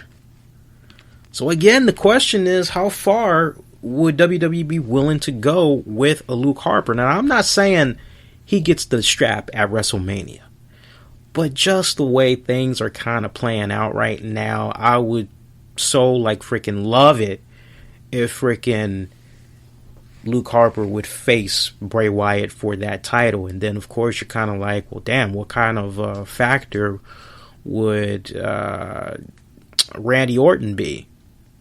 And I'm quite sure as the storyline would progress and all that, you could probably have a scenario play about where Randy Orton is banned from ringside. And depending on what exactly is going on with Eric Rowan, who knows, maybe Eric Rowan could actually appear at WrestleMania and he could screw Luke Harper out of that title opportunity. And then you kind of have Luke Harper get into it a little bit with Eric Rowan. Meanwhile, Bray Wyatt, Randy Orton, they kind of move on or whatnot. So, but that's the route I would personally go right now. So I'm a little bit curious to see how this title picture is now going to be coming about. But I love that ending. That was a hell of an ending. And yeah, if in fact they are going to be doing a battle royal to crown a new number one contender, then yeah, Razor, I do admit that's lazy writing, because quite honestly, you have 40 something days to go until WrestleMania. There's nothing wrong with a tournament for 2 weeks. I don't understand what's so hard about that. What is so hard about doing a tournament where, like, over the course of this 2-week tournament, you could even get in contact with guys that maybe hasn't like done anything with the WWE for a good minute. Hey, we'd love for you to come out. We want for you to put these guys over, and you do a good of enough job. Maybe we'll kind of keep you in mind for more opportunities down the road. But consider this as your opportunity to come on back in and, you know, show us a little something. That's how I personally would like be setting this up right now. Why we gotta cram everything into one fucking episode is beyond me. It's fucking stupid, quite honestly. And I'm not really feeling that. That is truly lazy writing if they are in fact going with a battle royal. But other than that, enjoyed SmackDown this week. Pretty good. Loved the rematch between Mickie James, Becky Lynch. Mickie getting her much needed win from what went down at the Elimination Chamber. I thought the booking on that was just silly. Just as silly as Naomi becoming the women's champion. I just didn't really make much sense of that. I'm still kind of like, Alexa Bliss is no longer the champion? Really? Anyway, it is what it is. See how we're doing on Showtime. Hey, we're doing pretty good, man. All right, so only got a couple more topics to get into. Let's fire off on a few topics here. So, probably one of the hilarious moments that I had, there was actually two leading up to tonight's show. The first one has to do with Rosa Mendez. So, Rosa Mendez announced this week that after 10 years being involved in the wrestling business, and we should put an asterisk by that because she was pretty inconsistent in her final years being involved in wrestling, but she pretty much said that after 10 years, she's going to be retiring from the WWE. She's going to be retiring from wrestling altogether. When I first heard this news, I honestly took to Twitter. I took to Facebook. I had my friends on my personal Facebook page having a few laughs at what I said, because I was able to expand on it more on Facebook.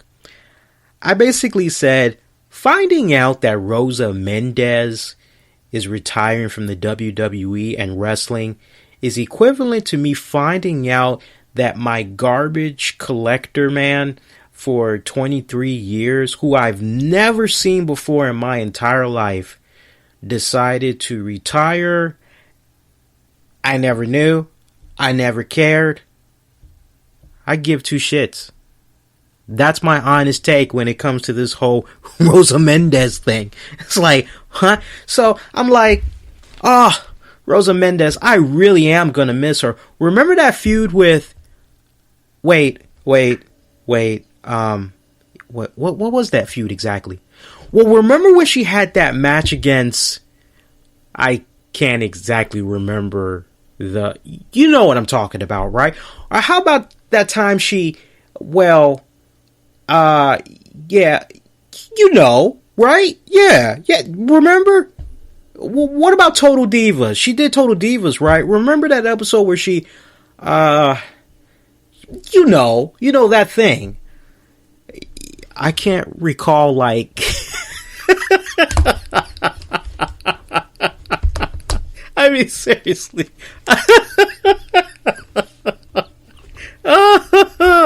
Oh, God. So, I mean, let's do the time warp again. So, like, one of the last things she did in her final years with the WWE, she had managed Primo and Epico, and we all know how much of a clusterfuck that was. That just really felt like a race thing. It was like, let's put the Puerto Ricans together. Let's see if that'll work. Let's put a little Latin flavor together. Let's see how the Latins work. That was just a failed fucking experiment. That really did not work out. So WWE was kind of like, well, what else could we do with her? Well, maybe we could do something with her on Total Divas. Whatever. Does anybody remember how Rosa Mendez first came to the WWE? Does anybody really, really remember? Now, before you ask, no, she did not wrestle on the independent scene before coming to the WWE. Everything started with the 2006 Diva Search. She was of the final 8. She had won the first round of a dance competition. About a week or two later, she got eliminated. WWE, they still were quite pleased with what they had saw her do in that Diva Search competition. They offered her a developmental deal. Now, if you know your OVW like that, you know long before ODB had went to TNA and became a multi-time Knockouts champion, she feuded with ODB, and it culminated in a match for the OVW Women's Championship, of which, believe it or not, boys and girls, Rosa Mendez actually became a OVW Women's Champion. Shortly after that, she had a long drawn-out feud with Katie Lee. I'm sure you guys, you got to know her. Come on now, you know Katie Lee, Katie Burchill. Come on now. It was awesome interviewing her a couple of years back. That's, of all the interviews I did over the years, that's a throwback favorite of mine that I still listen to this very day. Their ultimate send-off match was a Kiss My Foot match, and it was for the title, if I'm not mistaken. You all remember how she debuted? I still remember it vividly. She debuted as a crazy ass fan that was obsessed with the Glamazon Beth Phoenix. And you knew she was a plant, because you could see her clear as day, especially when they were kind of doing these pan shots, and it was kind of like, okay, why are we homing in on the hot looking brunette? What the hell is this about? Yeah. That's how they introduced her. I think Santino brought her in, and She had attacked Emmalina a couple of times. Santino had revealed that basically Rosa Mendez was like a hired gun or some shit like that. That's pretty much how we were introduced to her. So, I mean, it's really hard to believe, but Homegirl was in, get this, 235 matches during her WWE career. She had 6 pay-per-view appearances, believe it or not. 235 matches. Now, I know when you hear 235 matches, it's like, that's great. So, what were like the memorable moments, Lee? Well, you know, it was that thing. Or what about when she, you know, right? I think Rosa Mendez will be honestly remembered for someone who, let's be brutally honest, as far as in-ring skills, wasn't impressive. As far as mic work, very lackluster. As far as getting some type of a reaction from the crowd, and I'm sorry, getting a boner does not count in this case. I'm talking about a actual heel or babyface reaction from the crowd. Lackluster. She practically got like no reaction from the crowd. They could like give like 2 shits not about her. They could care less. That's the God's the honest truth. You can like go back and you can see for yourself. Now, WWE may have edited the audio now, so it's probably like cheers and all that other shit because they're trying to program you with their alternate facts, right? That's the new word now, alternate facts. So, you know, honestly, there's nothing like to really remember her by. If anything, we're going to remember her for her outside drama. She was in a relationship with a abusive spouse. Now, she was able to get away from that situation. Kudos to her. She was having a little bit of a sexual identity crisis. As a couple of years back, she came out being bisexual. But then she like got with this new guy and they've been together for a good minute to the point she's pregnant and they plan on getting married, and she decided to relocate her life and move out to Philadelphia to be with him, and she gave birth to this child a couple of weeks back, if I'm not mistaken. So you're kind of like, it was either a couple of weeks back or last year she gave birth. I don't keep track of her like that. So you're like, okay, well, you're trying. You also think about the period where she took some time off from the WWE, one of many times, whether it was spousal abuse problems. I know one of those times that she took some personal time to herself, it was because she had a serious drinking problem. She was trying to get her act together, trying to get it cleaned up.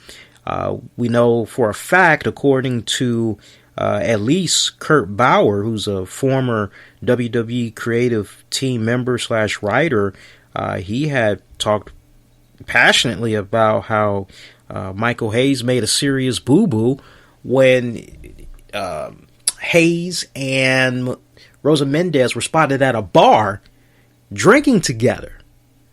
Michael Hayes, knowing damn well this girl's like a recovering alcoholic, and here he is, drink up, man, come on.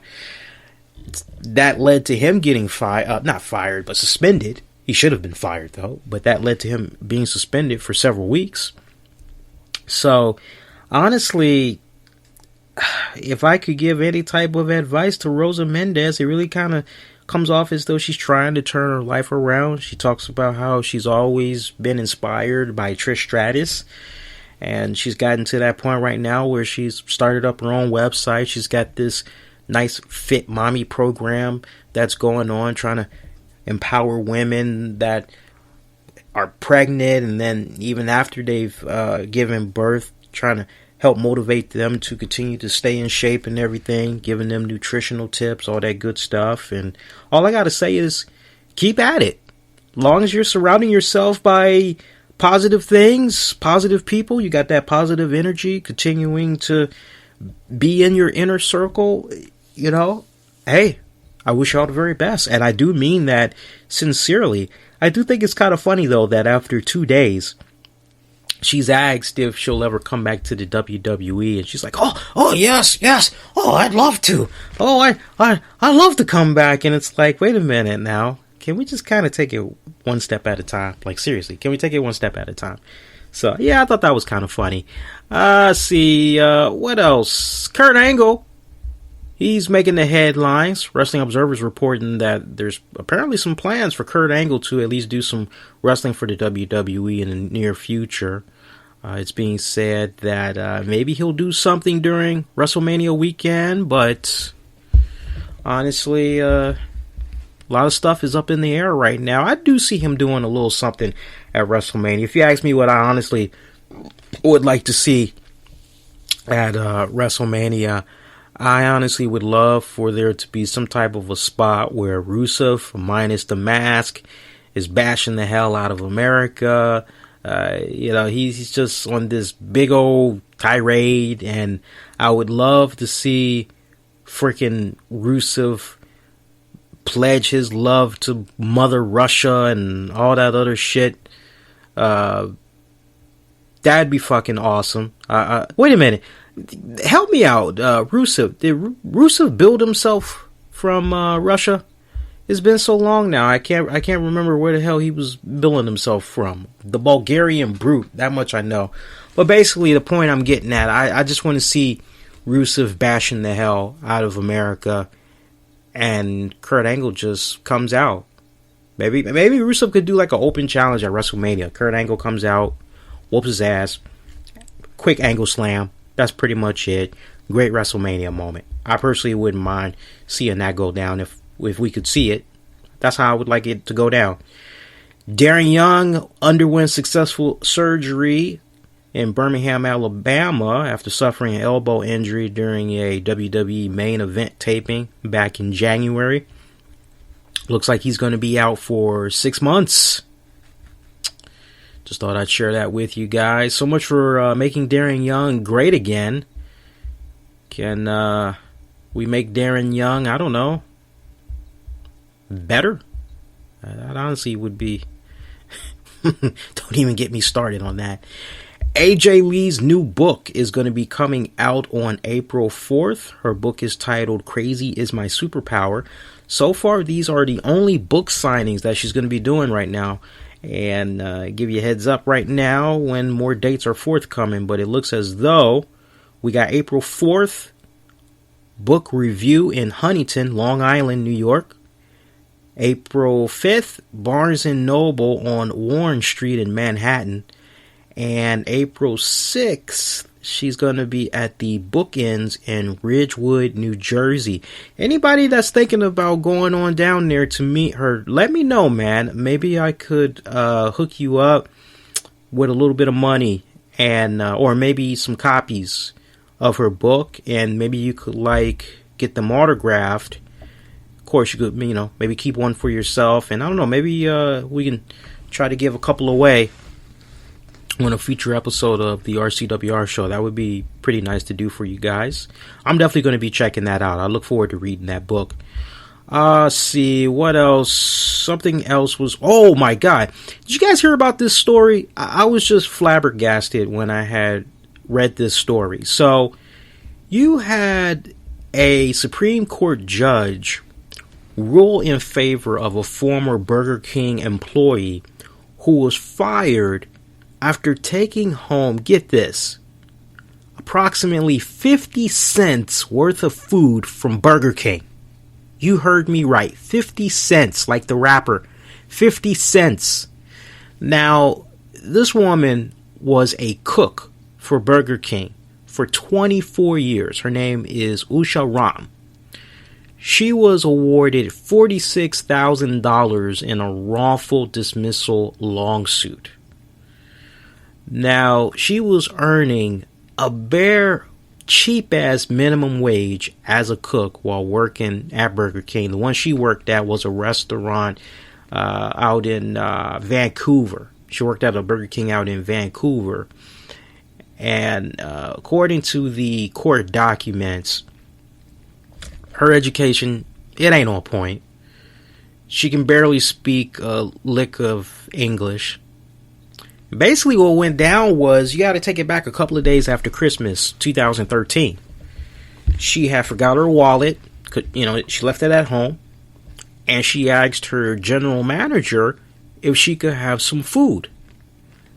And her manager agreed. So Rom ended up taking a fish sandwich, medium-sized fry, and a little soft drink. Now, when she returned to work 3 days later, she was called into a meeting with that very same general manager and the restaurant's co-owner, who asked if she had stolen food. Now, she offered to pay for the food, but was told to go home for the day instead. Shortly afterwards, she was fired. You with me so far? So eventually, she filed the lawsuit saying there was no just cause for her dismissal, and she blamed the pair for causing her mental distress. I would also add on top of that financial distress as well. I mean, shit. So in court, the general manager testified that she believed Ram only asked for a sandwich, not fries and a drink. The general manager also went on to say that they were apparently busy with a customer at the time, but confirmed that Ram made no effort to hide the food that she was taking. Meanwhile, the restaurant's co-owner argued that he was within his rights to fire Ram because she had been caught stealing. Now, in the Justice Lisa Warren's ruling, she basically had noted that since the price of a fish sandwich at Burger King was discounted for employees, the loss to Muhammad, the co-owner, equaled about 50 cents. And she ruled in favor of Ram after finding that, honestly, there was a lack of evidence that Ram's actions were premeditated. Warren also added that the restaurant's zero tolerance for theft could have been enforced through less serious actions like a formal letter of reprimand.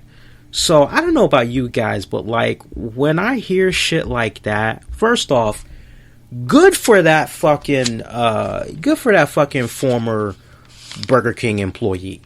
Kudos to them. You got them right where you needed for them to be. And the fact that you had them operate like this, it's despicable.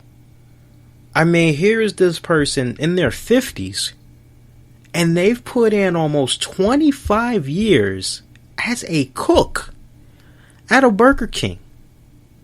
Just really stop and think about that for a second, boys and girls. You're working for peanuts for 25 years. And it's safe to say you don't move up. You don't move up to supervisor. You don't move up to manager. You're not encouraged to enter some type of a program to clean up on the English language so you can get it down a little bit better so that you can try to seize more career opportunities, maybe eventually becoming your own franchise owner or whatnot. No, you're just delegated to the same position day in, day out for 25 years. Look, I don't know about you guys, but when I hear that somebody has been working for the same employer for that long length of time, they've been doing something right. And let me tell you something, now more than ever in today's day and age, loyalty in the workforce is really hard to come by. I mean, nowadays, it seems like the new trend is, I'll do this for about 2 years. And I'll do this for maybe about 5 years, and then I'm going to move on. That's the trend nowadays. Very rare, you have a situation where it's like me and my job. As of this summer, I would have been with my employer for 5 years now. First job I've ever, and I'm having a lot of fun. Every day, it's a new fucking challenge. I love it. I love it. I love it. I love it. I always learn something new. I come away feeling more insightful, well-rounded, just informed. I love it. It's always keeping me on my toes. I'm always thinking. I love it. So, 25 years, same employer. Hey, I forgot my wallet. You mind if I get some food? Yeah, sure, no problem. And for them to conduct themselves like that. Yeah, I agree, hands down. There should have been some type of a written reprimand. Give her a verbal warning. And honestly, be like, look, you do this again, we're going to have no choice but to suspend you for a day. You do it again, and you're going to be out of a job. Yeah, I do believe just to cover their asses, they should have done it like that. And I think when it's all said and done, they were just a little bit too gun-ho crazy on power. And you come across individuals that's like that. You deal with them in some type of form in retail all the time. You got those individuals that just want to be fucking dipshits and think they can just act and treat anybody any old type of way. I'm kind of reminded of an episode of Undercover Boss. I want to say it was, if it wasn't a Burger King episode, it might have been a Chick-fil-A, or I gotta ask Tammy, because Tammy knows more about the episode and she would be able to tell me what the franchise was. But I remember there was like this dipshit of a manager, and he was just treating the employees like fucking shit, man. And the guy that was undercover, it turned out he was like, he wasn't a co-owner, but I think he was like the regional manager that like went undercover to see how like certain chains were operating. And this particular franchise, the holders had really great concern for, because they were trying to understand why the sales for that particular franchise was pretty low, because they had been having a pretty bad financial turnout for the past couple of years. So he went undercover to try to see what was going on. And when it was all said and done, he was so disgusted by how that manager was treating the employees and everything, that he had no choice. It was like a rare occasion. But you had the undercover boss reveal himself. And the boss ended up shutting down that franchise, like, immediately. And he had everybody retrained. And it was probably like one of the top 10 episodes of Undercover Boss when I was watching it regularly. So, but, you know, kudos to her. And while we're talking fast food, there was another cool story that came across my way that I thought was really, really awesome, that I think really needs to get a lot of coverage. I don't know how many of you all are familiar with the name of the Little Caesars founder, Mike Lilich. Yeah, I believe I'm pronouncing it right. Mike Lilich. He did something really cool for Rosa Parks. Supposedly, he had once paid for her rent when she had moved to a Detroit complex back in 1994.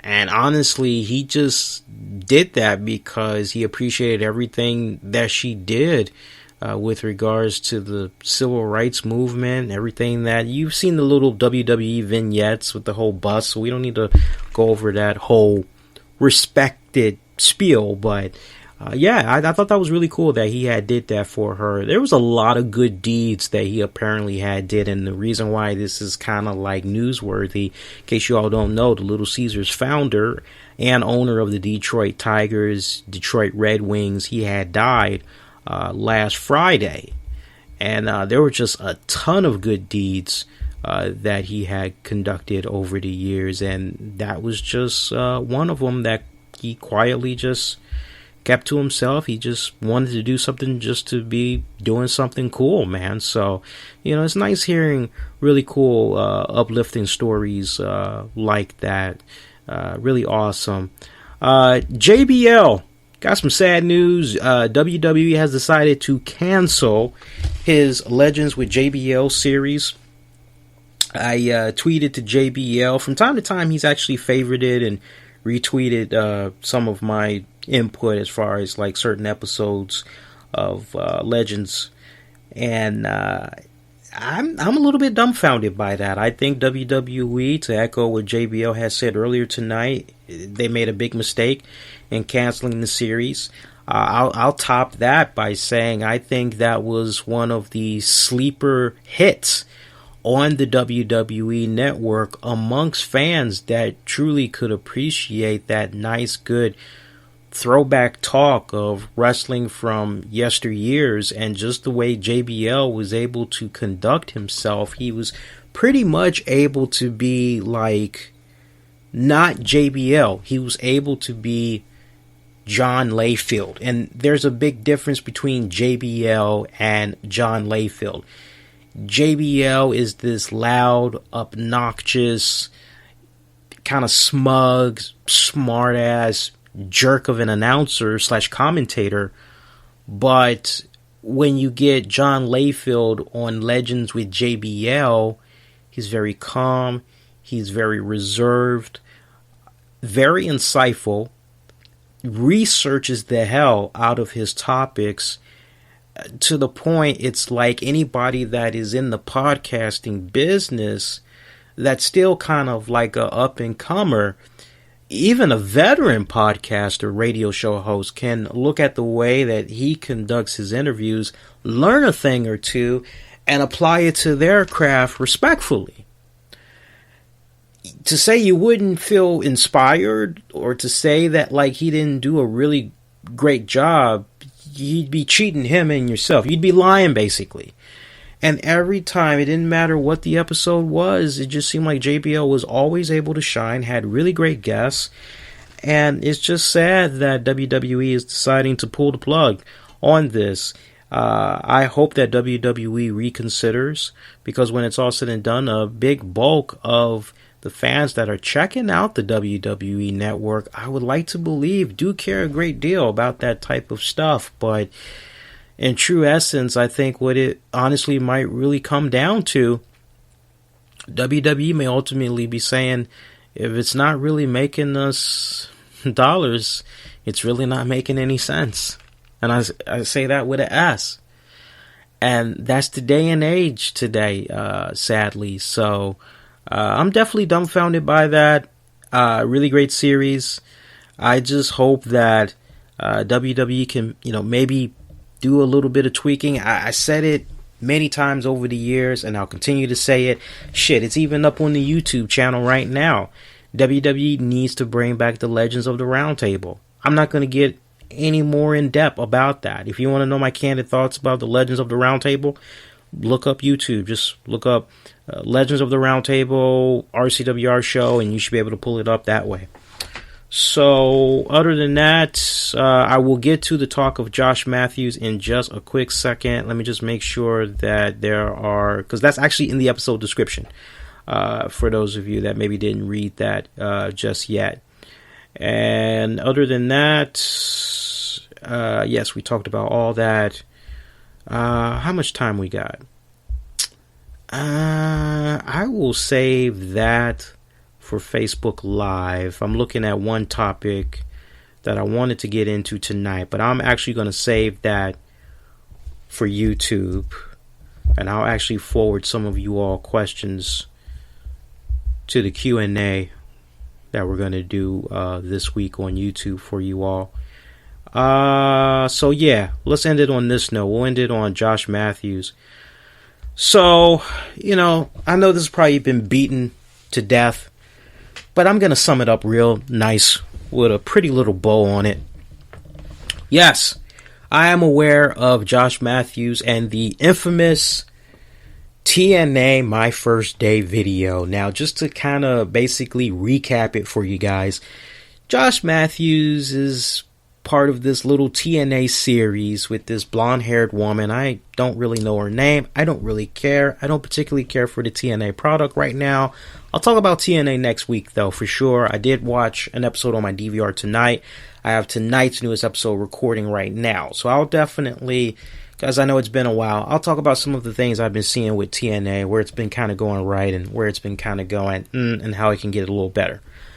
But they got this series where certain talents on the TNA roster talk about their first day working for Impact. So you got Josh Matthews, and everything's going good, and I like how he refers to the WWE as the other company. That's how he refers to the WWE. He says, when I was working for the other company. So at one point during this whole interview, Josh Matthews says, and you can't make this shit up, he actually says, I knew, even though I was working for the other company, that I would come here, that I was destined to come here. And when I heard that, just as I'm doing right now, I'm going, wait a minute. So while you were up in Stamford, Connecticut, having fine wine, caviar, having a chauffeur take you any and everywhere, and you were going to the finest 4-5-star hotels, big name franchise hotels, resorts, you just always knew that you were destined for Motel 6, that you were destined for McDonald's $1 value meal, or Checkers, Dollar Tree. You knew that you were destined to use public transportation to get around. You knew you were destined for that, and that was actually better. So when I first heard that, I'm kind of going, oh my, this is going to spark up some shit. And then we see Josh Matthews. He proclaims himself to be the greatest announcer of all time, and everybody's kind of going, the fuck is this dude smoking? What the fuck? And the floodgates on social media just came out. Everybody was ripping him a you know what. And he was just poking people. He pissed off, I don't know if it was the actual Shark Boy, but even Shark Boy kind of got in on it, and Josh Matthews is blocking Shark Boy supposedly, even though Shark Boy's continuing to tweet about Josh. And I'm just looking at all of this that's going down, and I am just saying to myself, Josh Matthews, you, my friend, are a fucking genius. You are a fucking genius. And see, this is what everybody is not understanding about Josh Matthews right now. First off, Josh Matthews has known for a good minute that not everybody likes his style of commentating.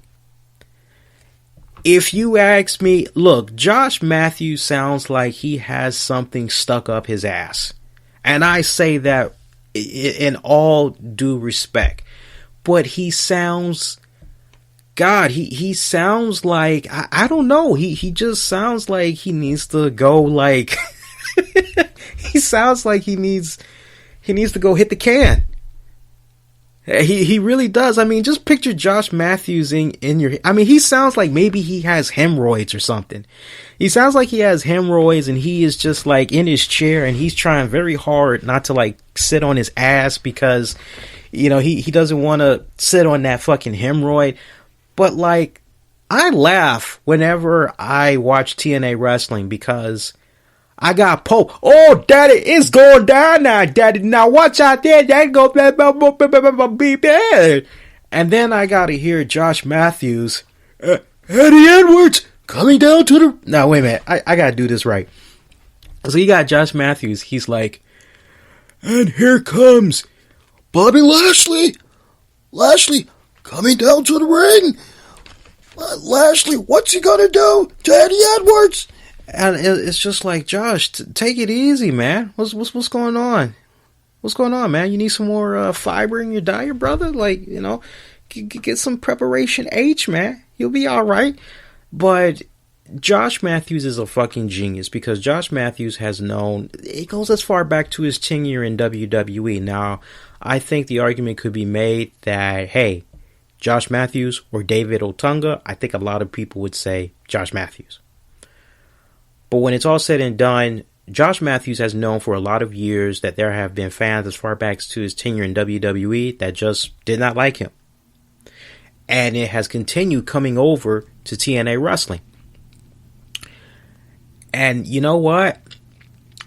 I gotta commend Josh, because what he is doing right now, he is trolling people. He is trolling people. And that is how you get people to talk about you, to follow what you do. Because if you're going to jump out there and you're going to say some crazy, obnoxious shit. Now, Josh is a very smart man. When you do your respected research on the guy, you look up the history, the guy is smart as hell. So make no mistake about it. Josh Matthews is not doing this shit just to be like doing it because he believes this shit is true. He is doing this shit because he is trying to push those right buttons of certain individuals in the wrestling community. And he is pushing those buttons oh so well. And he's having a lot of fun doing it. So when I hear a situation where Josh Matthews is bashing the hell out of Samoa Joe, you know what? I think deep down inside, Josh Matthews may have a little bit of jealousy about how his career in Josh Matthews may have a little bit of tension. He may have a little bit of frustration over how his career in WWE had ended. But just because your career ended in WWE doesn't mean that just because you're now working for the competition that all of a sudden, well, WWE doesn't exist. Because I think it's funny. It's like, oh, you're watching WWE? Like, what the? If you're a fan of wrestling, that's never going to change. You're always going to appreciate wrestling from all standpoints. Don't matter the promotion. You're always going to be representing 24/7 when it's all said and done. Don't matter what the promotion is. Especially if you've had the fortune and pleasure of making friends in various promotions over the years when it's all said and done. So, you know, for me to see how Josh Matthews is handling individuals on social media right now, not to mention the guy's got his own little radio show that's going on. I'm loving it. I'm just kicking back. I'm watching him, and I'm going, you slick son of a bitch. Honestly. And I just love people that are just like blowing a gasket over this fucking dude. Did you hear what Josh Matthews said? Did you? He is just doing a damn good job trolling people. That's it. And I love it. I got no problem with him. And he wants to keep talking about the whole commentating team, best TNA. Let me tell you something. When it's all said and done, when you say stuff like that, what's going to happen? 9 times out of 10, somebody that like doesn't know anything about that particular product.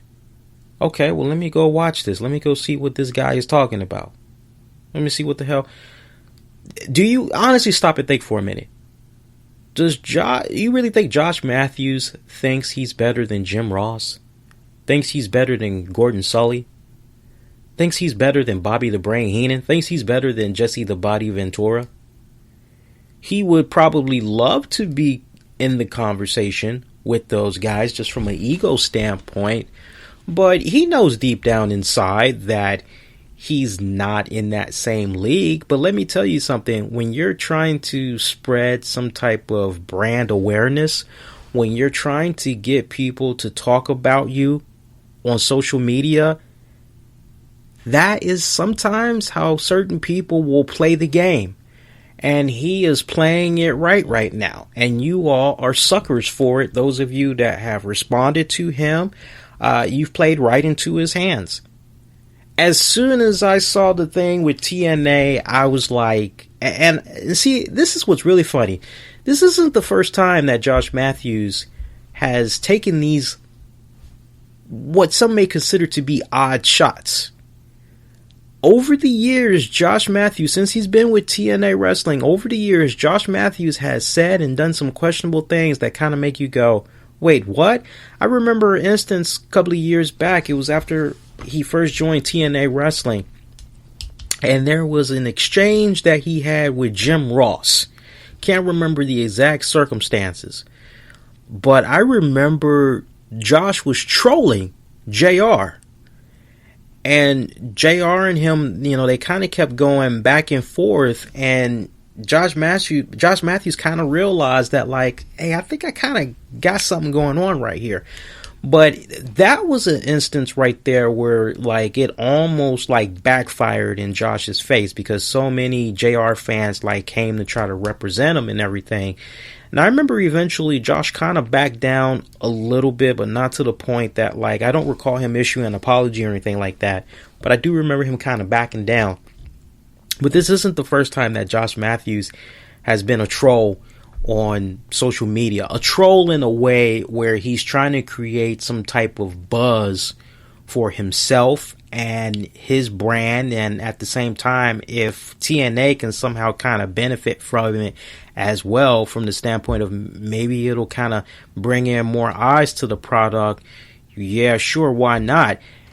If you got somebody saying that they're better than Jim Ross, Gordon Sully, and all that other shit, you're probably gonna have a bunch of motherfuckers that's gonna be like, well, I ain't never heard of this guy, let me see what this man is about. Quite honestly. So, I commend him. I fucking commend him. I mean, I wouldn't go about it like that on social media. Maybe I'm too nice of a guy. But I tell you, he's doing it right. He's got people talking about him. Think about it. Just stop and really think for a second. Practically every single wrestling website is talking about him. They've been talking about him and this whole thing for like 2 weeks now. You look him up on Twitter. You look him up on Instagram and all that. And my man is trending. People are still talking about him. So, I mean, when it's all said and done, game, set, match. Take it for what it's worth. The dude's just trying to get a reaction out of folks. It's all about self-brand awareness. It's all about brand awareness. And the sooner you guys realize that, then you have a decision to make. Okay, do I continue to drink this Kool-Aid? Or do I kind of like get hip, know what this guy's up to, and don't even pay him no mind? Just keep doing my thing. You pay him no mind, you do your own thing, eventually that shit gonna fizzle out. Real quickly, I want to talk about the Grammys. And I ain't even got to talk 5 minutes. Y'all that's going on and on about, oh, Beyonce got robbed. Oh, she had a better album than Adele. Let me tell you something. Shit like what went down at the Grammys, that's why to this day, I never watch the Grammys. Now, once in a blue moon, if I hear from friends and colleagues that like, oh, man, you got to check out the Grammy performance for blah, blah, blah, then I'll go out of my way. If I got to look up a torrent or whatever, I'll go out of my way to look up that Grammy performance. But other than the performance, I don't care about it. Because guess what? I've been a passionate fan of music for I don't know how many years, to the point, and I'm hoping like before I'm 40 that maybe I can like get a little side band together and everything. But as long as I have passionately had a love for music of all genres, I've never taken the Grammys at face value, because I saw early on when I was like in my teens going into my 20s, wait, what? No, that's rigged. No, fuck that. That's bullshit. And it just kind of got to the point where it's like, okay, you know what? I don't need a thing like the Grammys to tell me who was the artist of the year. I don't need the Grammys to tell me who had the album of the year, who had the single of the year. There's still a little something, even though it's 2017, there's still a little something called FM radio.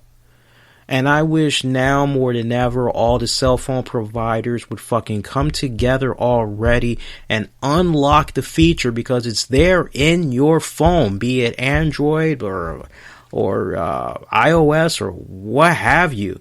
It doesn't matter. The feature is there. They just need to turn it on. FM radio is still one of the best sources to go to hear what all has people talking, to hear some of the hit songs, that's out there, especially on the weekends when you get to hear independent music and all that.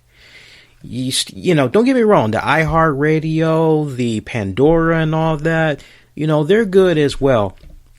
But the good old fashioned FM radio, and I'm old school like that. I'm still a fan of whether I'm at work or it's the weekend. I love turning on the FM radio. Okay, let's see what's going on. Let's see what's popping. Not to mention, I still love walking into a vinyl record store or walking into a local music store, going into the entertainment section of a department store like maybe Best Buy, and kind of going over to the music section and stirring up a conversation with the salesperson over there and just getting lost in conversation. All that combined with word of mouth, that's how you get to know, okay, what's popping, what's clicking, what's going on. I don't need no fucking Grammys to tell me any of those things. I've got eyes, I've got ears, and I've been doing pretty damn good for myself thus far, all these years. So you all that's throwing a fucking temper tantrum about all this shit with the Grammys, I mean, seriously, that's why I don't watch the Grammys. Everybody asks me every fucking year, did you watch the Grammys? It's like, now it's Monday, gotta go to work. Hey, you watch the Grammys? No. Oh, man. Okay. All right, cool. I had one of my coworkers, they know how much of a big fan I am of Metallica. Metallica was on the Grammys last night. Oh yeah, they did pretty good there. And I'm going to myself, I know more about Metallica than this guy. This guy, he don't know that I had to school him. I said Metallica, they continue to pump out new albums. They just put out a new joint back in November. And he got lost in the clouds after that. Somehow he excused himself from the conversation, but he just really was like, did you see, he's like 70 years old. Did you see Metallica? And I'm kind of going, no. It was a performance. It was, okay, well, I'll look it up online. It's like, I usually don't care about the Grammys though. Hey, Lee, did you see the Grammys? No. Oh, you missed it. Yeah.